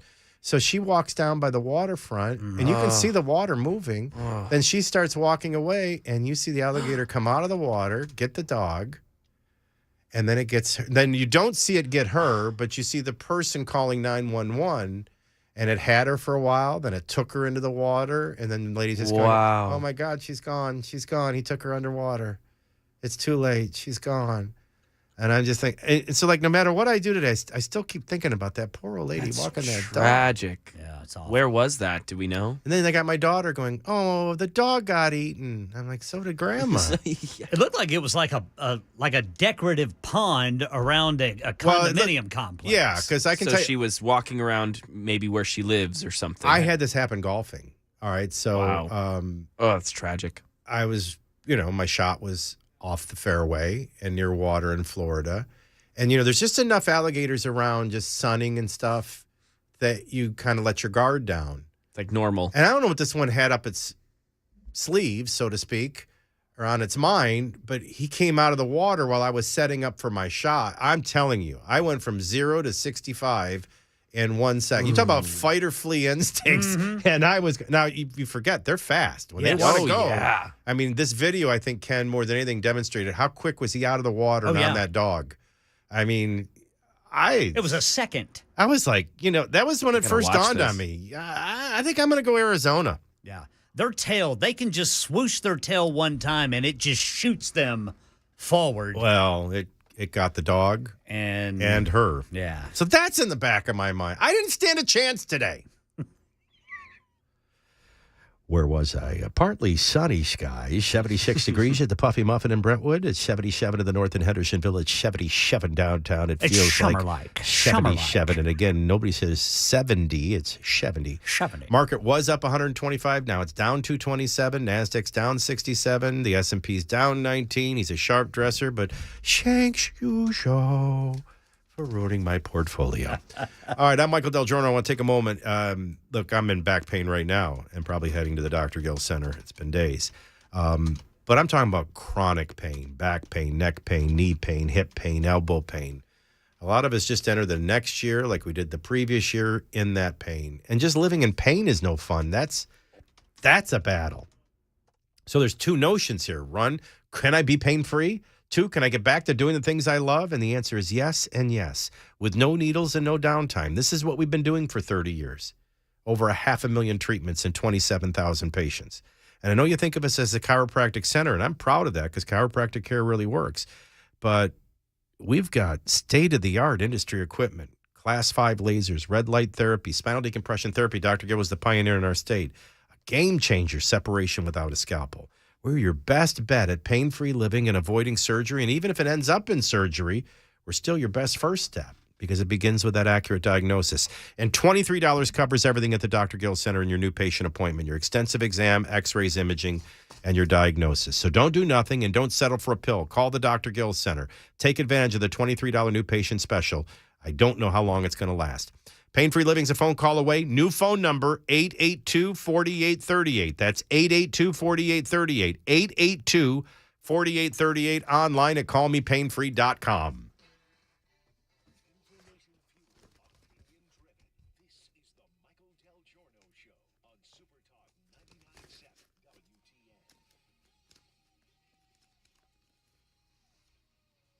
See, now I'm bummed out again. And see, then I'm so empathetic. I think, gosh, what if it was my grandmother walking her dog? See, I didn't think my mother, because my mother doesn't walk the dog, just lets the dog pee in the house. But I thought, what if my grandmother was walking the dog in her house coat and that happened?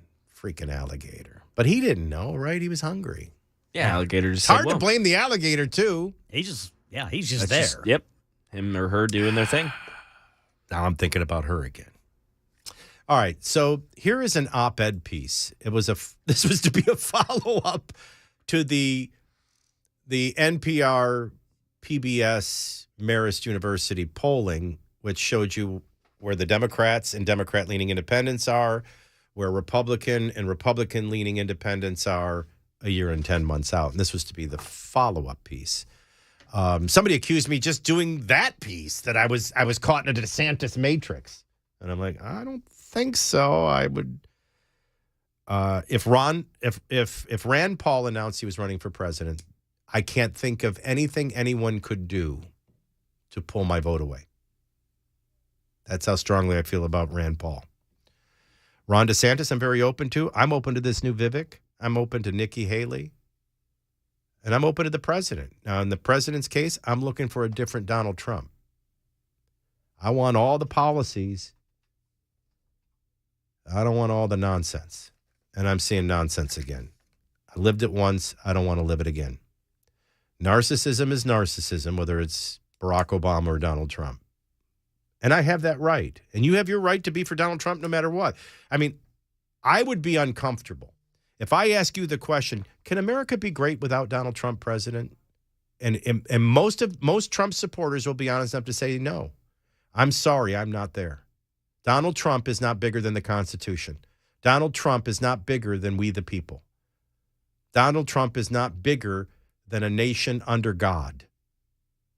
I believe it is possible for America be great and Donald Trump not be president.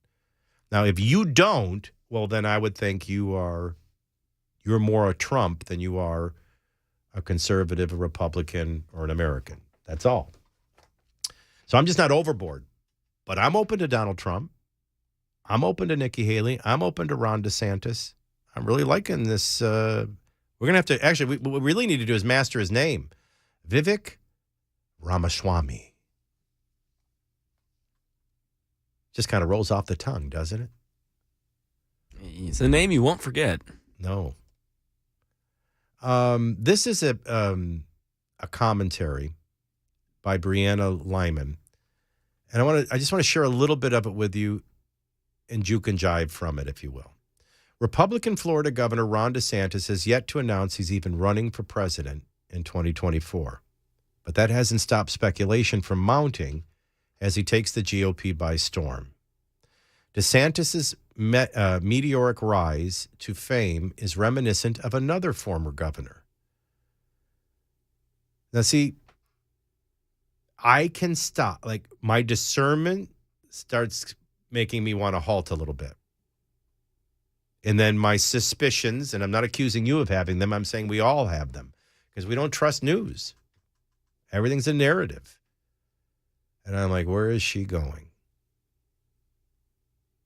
But I force myself to be open to at least the nugget. I may not exegete or put in to belief or motion or action what she does with the information, but I can store the information and I can give it thought without being indoctrinated or suckered. So I kept reading. Well, who is it reminiscent of? Now you start thinking of governors. Ronald Reagan, governor of California. Where's he going? The year was 1998, and incumbent Texas Governor George W. Bush cruised to re-election in a landslide vote. Bush won 68% of the vote, carrying 239 counties compared to his Democrat opponent. Bush's victory also included winning 27% of the black vote, the highest percentage for any Republican statewide candidate in history. And yes, and this led to some border differences I had with him, 49% of the Latino vote. Now, I'm not going everywhere she's going with this, but you know what? I did forget that. And I did point out to you, Ron DeSantis had the most decisive victory in the past election cycle. And when we got to Miami-Dade County and he won Miami-Dade County, do you know how you have to dominate with Hispanic vote Miami-Dade County to win the county? Well, it's just a snapshot. I don't think they're anything that much alike other than they are governors of really big states who led very transparently and very courageously and won very unanimously. While DeSantis didn't near the 70% of the popular vote in his reelection bid, he did beat a former Republican governor, a much tougher opponent.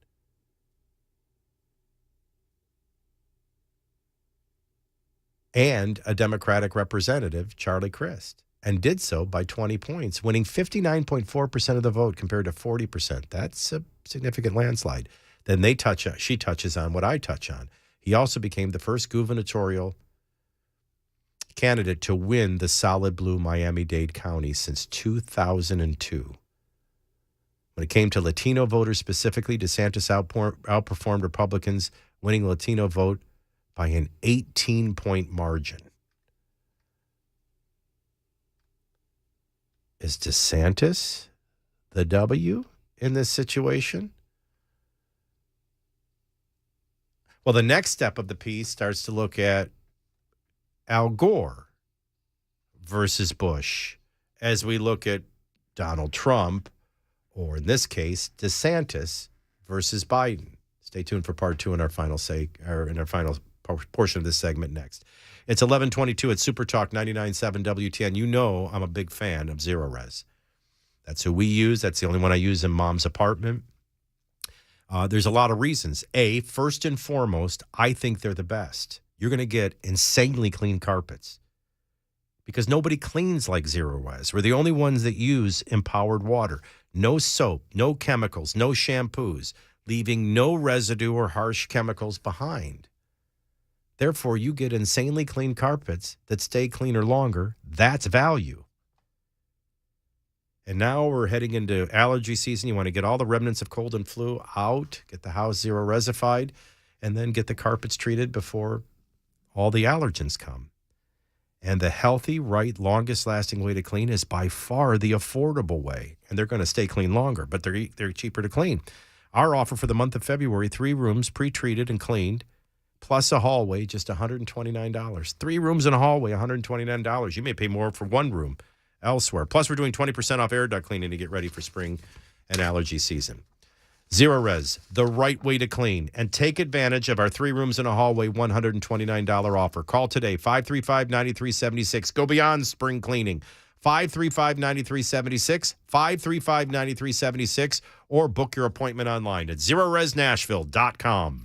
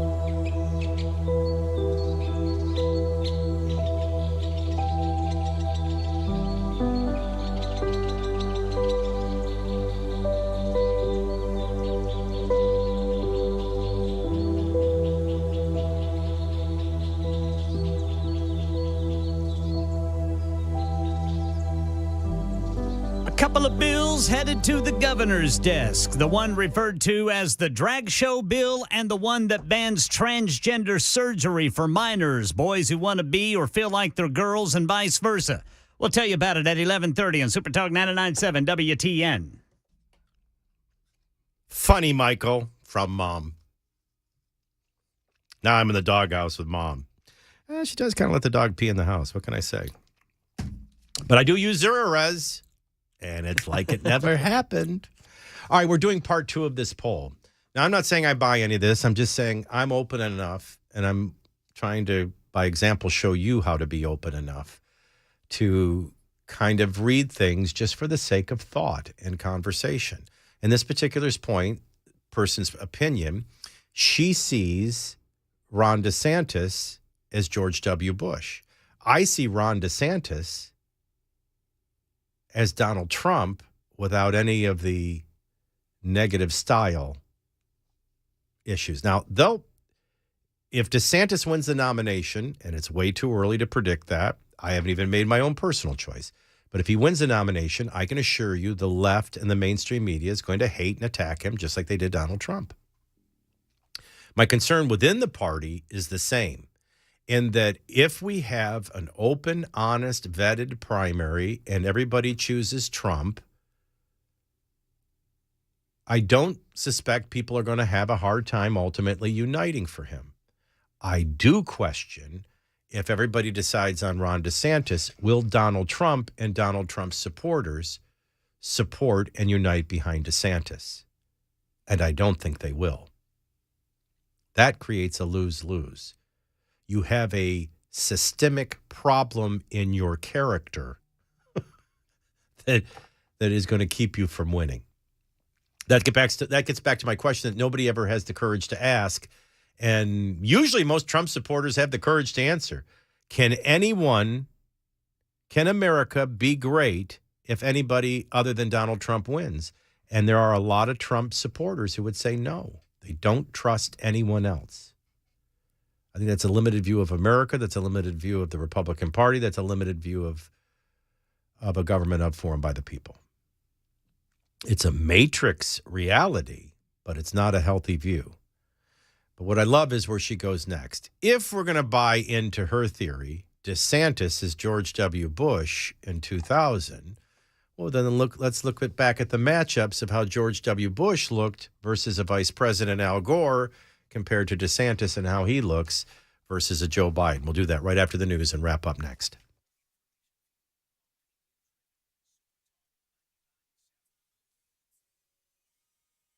$11:30 on the dot this Thursday morning. I'm Ken Weaver with your top stories. Got a summer-like day before we head back to winter tonight. Full forecast in 2 minutes. Right now in Tennessee, the bill commonly referred to as the drag show bill is headed to Governor Lee's desk for his consideration. Passed the House this morning after passing the Senate last week. It bans adult-oriented entertainment from public view to age-restricted venues. As for drag shows, the bill defines female or male impersonators as adult cabaret and bans adult-oriented performances that are harmful to minors as defined in Tennessee's obscenity law. Also in Tennessee, the bill banning transgender surgery for minors, boys who want to be or feel like they're girls and vice versa, that's headed to the governor's desk too. The initial report on the Ohio toxic train derailment shows it was likely caused by an overheated wheel bearing, and a big day at the Alex Murdaugh trial in South Carolina. I didn't shoot my wife or my son anytime, ever. The former attorney accused of murdering his wife and son, deciding to take the stand in his own defense today. That's the latest news. Weather's next. I'm Ken Weaver, WTN News.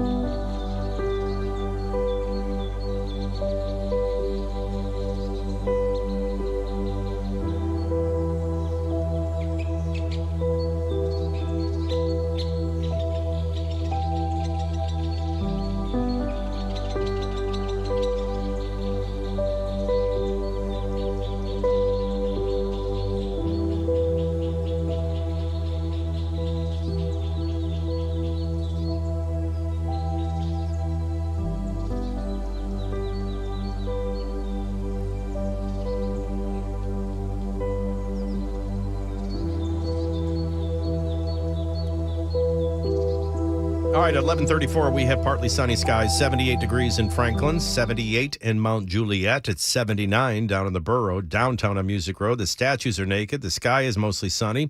78 degrees, feels like 78 at WTN. The Dow down nearly 200, down 189. NASDAQ's down 39. The S&P's down 12. Another bad day on the market. All three are in the red. The market is down at 11:34. I'm Michael DelGiorno for Jeff Eddy's Efficient Heating and Cooling of Tennessee. Simply the best and the most affordable. And best is not my opinion. Jeff and his team do residential and light commercial. They service all brands, all technologies, conventional and geothermal. They're recognized by Rheem, one of the leading brands, as providing customers with the highest level of year-round comfort and service. What a great description of what I've enjoyed for 14 years. They're an Elite Pro partner with Rheem. They're a diamond contractor with Mitsubishi for electric heat and air, and they're A-plus rated by the Better Business Bureau for everyone. They're the best. Affordable, well, it feels like spring today, and spring is just around the corner. That's a good time to maintenance your air conditioning systems before the high demand of summer. No matter how many units you have, it cannot exceed $125, and they're there a long, long time. Cleaning it up, checking it out. You get the $125 back in energy efficiency, and I have 3 units. But ultimately, you'll avoid hundreds in repair and thousands in early replacement. You maintain these systems, they live a long time and they don't break, or we catch them before they break. It's plain smart to do. And now's the time to consider setting up your maintenance for your air conditioning systems. Whether it's maintenance, repair, or replacement, trust who I trust. Jeff Eddy's Efficient Heating and Cooling of Tennessee. Call 784-4424, 784-4424, or online at efficienthvac.net. No, don't do it. Not more. Besides, I warn you, I don't sing well. And when I hear this song, I You gotta sing. Everybody almost every night. Oh, when that moon gets so big and bright, it's a supernatural delight. Everybody was dancing. I remember when my brother Vic brought that home from Westgate Shopping Center. It had a blue label, and he played it. Just sang it over and over. And that's back, you only had so many 45s. And so, like, you play it, start it over again, start it back over again, and by the time WLS played it again, you were sick of it. King Harvest, dancing in the moonlight, everybody feeling a woman right. It's such a fine and natural sight. If you're just joining us, that's because in the midst of trying to teach Mac what a bio was, sharing the 4 secrets of happiness, which led to playing a clip of Billy Crockett's song, He Is the Wind, to which everybody was criticizing Billy Crockett's voice and the song and missing the whole application of scripture. I mean, all this is going on, and then meanwhile, my brother sends me a text singing this song. It's like, oh. And Vic, he'd be the first to tell you, nobody's got it better than me, Mike. Nobody's got it better than me. He's in his own little world, and we should all join him there. All right, I want to get to part 2 of this op-ed piece. So basically the premise is Ron DeSantis is not Donald Trump without the Donald Trump baggage. Ron DeSantis is George W. Bush in 2000. And they look at the landslide victory in their previous gubernatorial race. In the case of W, it was Texas. In the case of DeSantis, it was Florida. It looks at the margin of victory. It looks at the Hispanic support, minority support, and they are very similar. It looks at the fundraising and the money that went to W. Then it gets to where we are now then. So about a year and 10 months out before the presidential election between W and Al Gore, in a general hypothetical matchup, 56% of voters were leaning Bush, 40% Gore. Now, we all know it became so close, it came down to hanging chads in Florida.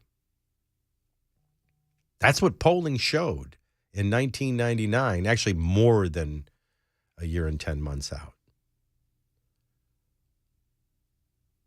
When it came down to the Republican field, Bush was expanding his lead just weeks after formally announcing his candidacy. A Gallup poll showed Bush with a 32-point lead against Elizabeth Dole, believe it or not, was the big challenger, while garnering 59% of the Republican Party's first choice. DeSantis, she comes right out and says it. is viewed as former President Donald Trump's top competitor, has also experienced positive poll results. DeSantis beats Trump by 9 percentage points in a possible head-to-head matchup in a primary race. Of course, that will be different based on each individual primary. A December poll conducted by the Wall Street Journal found that if the election had been held at the time of the poll, 52% of likely Republican voters said they would support DeSantis, while 38% would support Trump. So he's leading Trump 52 to 38, according to the Wall Street Journal. A look at the Washington Post's 1999 reporting on Bush feels as though a simple swap of DeSantis' name for Bush's would still hold true. Bush's remarkable success in raising money, corralling endorsements, and in polls are a useful guide attracting significant support from Republican voters who have put his rival for the GOP nomination at a tremendous disadvantage. Now, all right, so up until now, we're just saying, can we be willing to have this conversation? And I understand some of you feel so strongly about Donald Trump. Gets to my question. You don't believe America can be great if anybody but Trump wins. You don't trust anybody but Donald Trump. I get that. But just to have the conversation, I would say accurately, Ron DeSantis is Donald Trump without the Donald Trump style issues. That's not going to keep him from being hated by the left, but that's the hope of the center and right. He's a proven governor. And as he did in Florida, he will do for the nation. A governor is a traditional trajectory. Why? If you're the executive of a state the size of Florida, there is no greater pre-training for being executive of a federal government in 50 states. The flaw in this is, well, ultimately, George W. Bush would take on Al Gore, and there's no explanation for how close it got. If a year and 10 months out, he was leading Al Gore by that much, there's all the reminder you need that polls this far out can only be so accurate. It obviously got so tight that we were counting individual hanging chads in ballots in Florida before determining through legal measures who the next president was. So the lead didn't hold. He was also a sitting vice president, not a sitting president. Whether it's DeSantis or Trump, they will take on a current incumbent president. This isn't DeSantis versus ultimately Kamala Harris. It's DeSantis versus Biden, number one. Number two, when George W. Bush was going through the primary process, well, the Republican Party isn't in the same condition it was in then. America's not in the same condition it was then. And I have to tell you, Donald Trump is a far more formidable opponent than Elizabeth Dole. So there's some flaws in this. But for the sake of just being open-minded, isn't it fun to just be willing to consider people's opinions and thoughts? I mean, if nothing else, I just find it so interesting. You know, I often think of DeSantis as he's a Donald Trump without the Donald Trump baggage. That's the hope, right? Meanwhile, there's Donald Trump supporters saying, well, baggage. That's what you got to do to win. You got to be tough. Oh, DeSantis is tough. He stands up to everybody. He just doesn't tweet it. He says it, does it, and leads it. But I love that you like Trump, and you should love that I'm open. What I reject about this entire piece is that somebody, remember we go back to our initial suspicions. The initial suspicions is there is no real news anymore. There is no real just, valid opinion and conversation. Everybody's in a far left corner. Everybody's in a far right corner. Once I go to the far right corner, everybody's in a far Trump corner or in a far DeSantis corner. And I think you should reject that. This country doesn't belong to Donald Trump. It doesn't belong to Governor DeSantis. It doesn't belong to Joe Biden or really Podesta and Soros. It belongs to us. And I'm an individual American citizen, a year and what is the exact math? A year and 10 months, am I right? Or is it a year and 9 months? Whatever it is. because somebody will just focus on that and not hear the rest of what I'm saying. It's a year and 9 months. I'm open to everyone. I'm going to vet and listen to everyone. I don't care if you do or don't, you're going to have to respect my choice. And I promise you I will respect yours. Don't let anybody narrow the field to two. And this is, if we're going to ask, is this really an op-ed piece, an honest op-ed piece, and an interesting way of looking at reality with the perspectives of the past? Maybe. It could also be agenda and narrative. And if it is, I reject the notion that we should be fighting over whether it's Trump or DeSantis. Why? Well, one reality is Trump's in, and he's not showing any changes, and he's not showing any improvement. 2, DeSantis isn't even in yet. 3, it ignores Nikki Haley. Quite frankly, it's ignoring Vivek Ramaswamy, who's very impressive to me early on. And we should be open to any and all of them.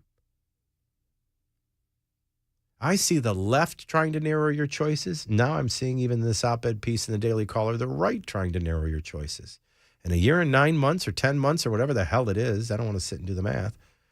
Don't let anybody narrow your choices. I'm watching Donald Trump. He has a good bit of my trust because he did win and he did do the right things and he did make America great. And my life was better when he was president than it is today. But he also made mistakes that concern me. January 6th was a really bad day. Listening to Anthony Fauci early and then later was a really bad move. So he is not my savior. He is not my Messiah, and he's not my Christ. And I do believe America can be great with or without him. But I'm looking for Donald Trump 2.0, and I'm not seeing it.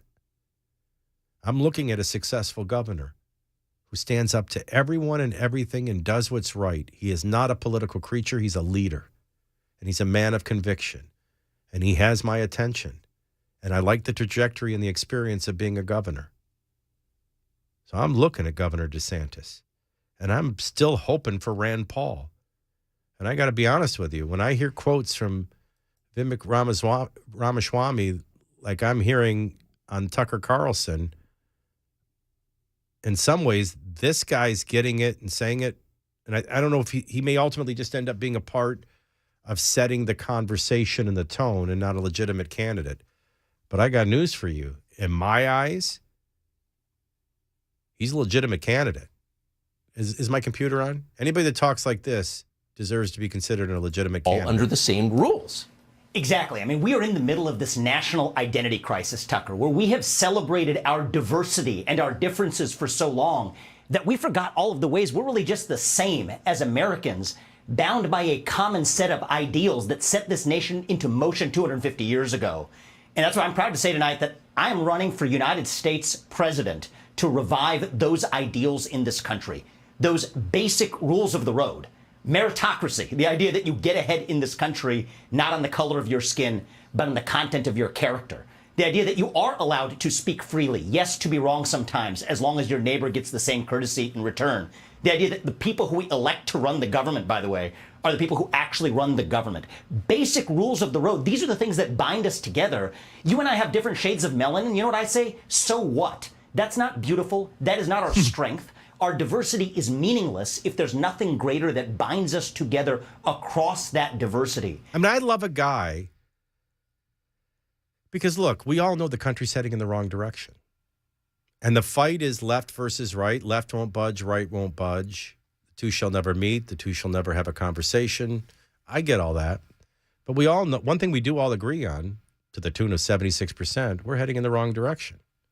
So I am open to listening to everyone who is discussing how wrong the direction is, when we made the wrong turn, and what sacred things have to be uprooted to get back to where we once were. So this whole radio show began with Mac asking the question, well, how do you vet? What are you looking for? I'm looking for honest assessment. I'm looking for the ability to communicate clearly, the ability to describe with great precision what's wrong and getting to the deep-rooted wrongs. We have abandoned our identity and our intent, and we must get back to that. Questions like, what is the proper size and role of government must be asked. What is the personal role and responsibility of the self-government, the governed? The government shouldn't be the solution for everything, and it doesn't have the resources to be the solution for everything. Picking a God matters. Realizing that you can't divide your way to unity. You can't multiculture your way to a healthy culture. That wokeness is really brokeness. Which leads to our final poll of the day from Rasmussen next on WTN.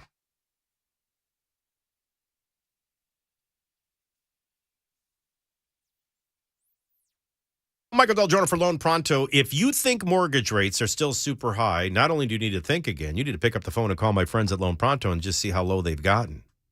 5-month lows. It may be time to do that refinance, especially if you got hung up in one of those high 5, 6s, or 7% interest rates. Refi that now. Maybe your home's even appreciated. And you've got some equity that you can tap into to pay down high interest credit card debts that you're getting fleeced with high interest rates. Or maybe it's time to just get back to house hunting, just in time for spring. We can get it all done in 2 weeks. Wipe out that credit card debt. What do we always talk about? You get rid of the high interest variable credit card rates because you're heading into a recession. You take advantage of the lower rates, get rid of the debt to free up cash flow to afford inflation. It's smart to do. It's getting your house in order and using your house to do it. And we can get it all done in 2 weeks with APRs in the 4s.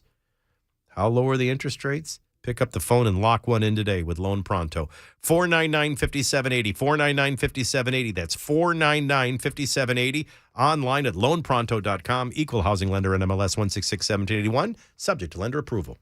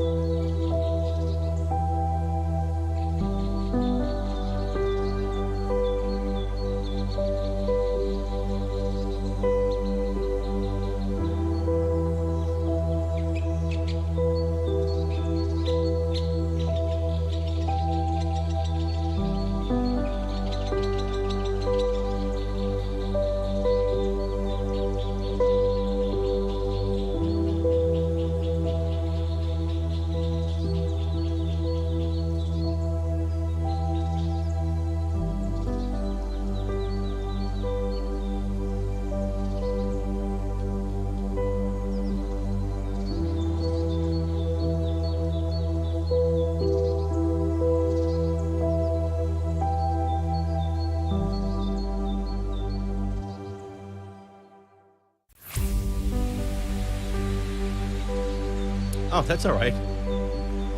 That means news is coming up in mere minutes. I got one. Vivek Ramaswamy is a young global leader. He's part of the Soros Foundation. Look it up. Are you kidding me? You talk about, if I can just end on a more depressing, permanent moment of the Matrix, there's that. He did a postgraduate fellowship that was paid for by the Soros Fellowship. But I mean, yeah, let's ignore his Yale law degree. Let's ignore summa cum laude at Harvard University, Phi Beta Kappa. Let's forget he was valedictorian of his Jesuit high school. Let's forget he's been a conservative activist for years. Let's just look at a fellowship that was funded in the name of Soros and say he's a Soros guy.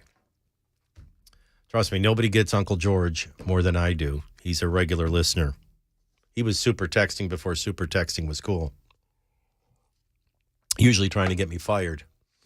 Despite years of progressive activism, a majority of Americans still don't buy into the woke narrative.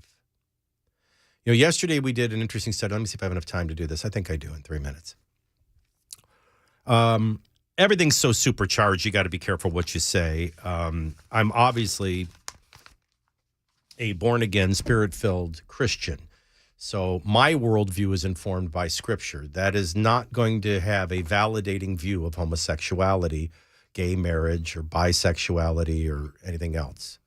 You should get that about me. I shouldn't have to apologize for that. But this has nothing to do with that. For all the indoctrinating and recruitment efforts of the gay movement, which went from gay to bisexual to transgendered to queer and keeps mounting every day. And I think they're adding obesity to that list. So it felt like watching the Grammys. They haven't budged the numbers.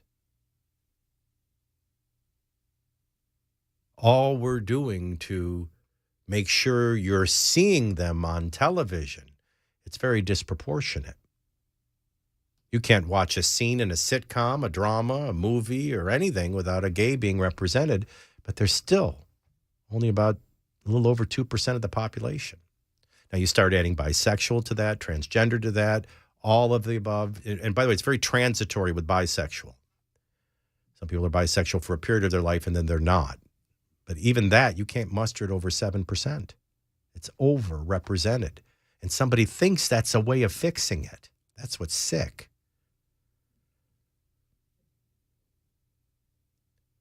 So it's getting 100% crazy. I mean, what workforce training is doing, what cartoons are doing, K through 12, higher education, Hollywood, none of it's budging the number. We see a similar thing with this wokeness on racism. According to the latest Rasmussen Reports National Telephone Online Survey, it found that 79%, think of how few things 79% of America ever agrees on. That's nearly 8 out of 10. 8 out of 10 agree with the statement, black people can be racist too, which, by the way, is a laughable question in and of itself. But in wokeness, in multiculturalism, in new tolerance, in moral relativism, yes, it's possible for someone to believe that you can't be black and racist.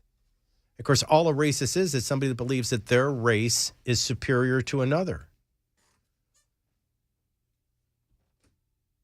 I mean, it's amazing to me that a simple answer is anybody could feel that way about their race. It's possible for any race to be racist. And this is supposedly a good number at 79%, including 53% who strongly agree. Of course you can be black and hate white people, either because of the way they treated your ancestors or the way you were raised to feel about them, or because you possibly think your race is supreme. You've only become what you claim to be a victim of.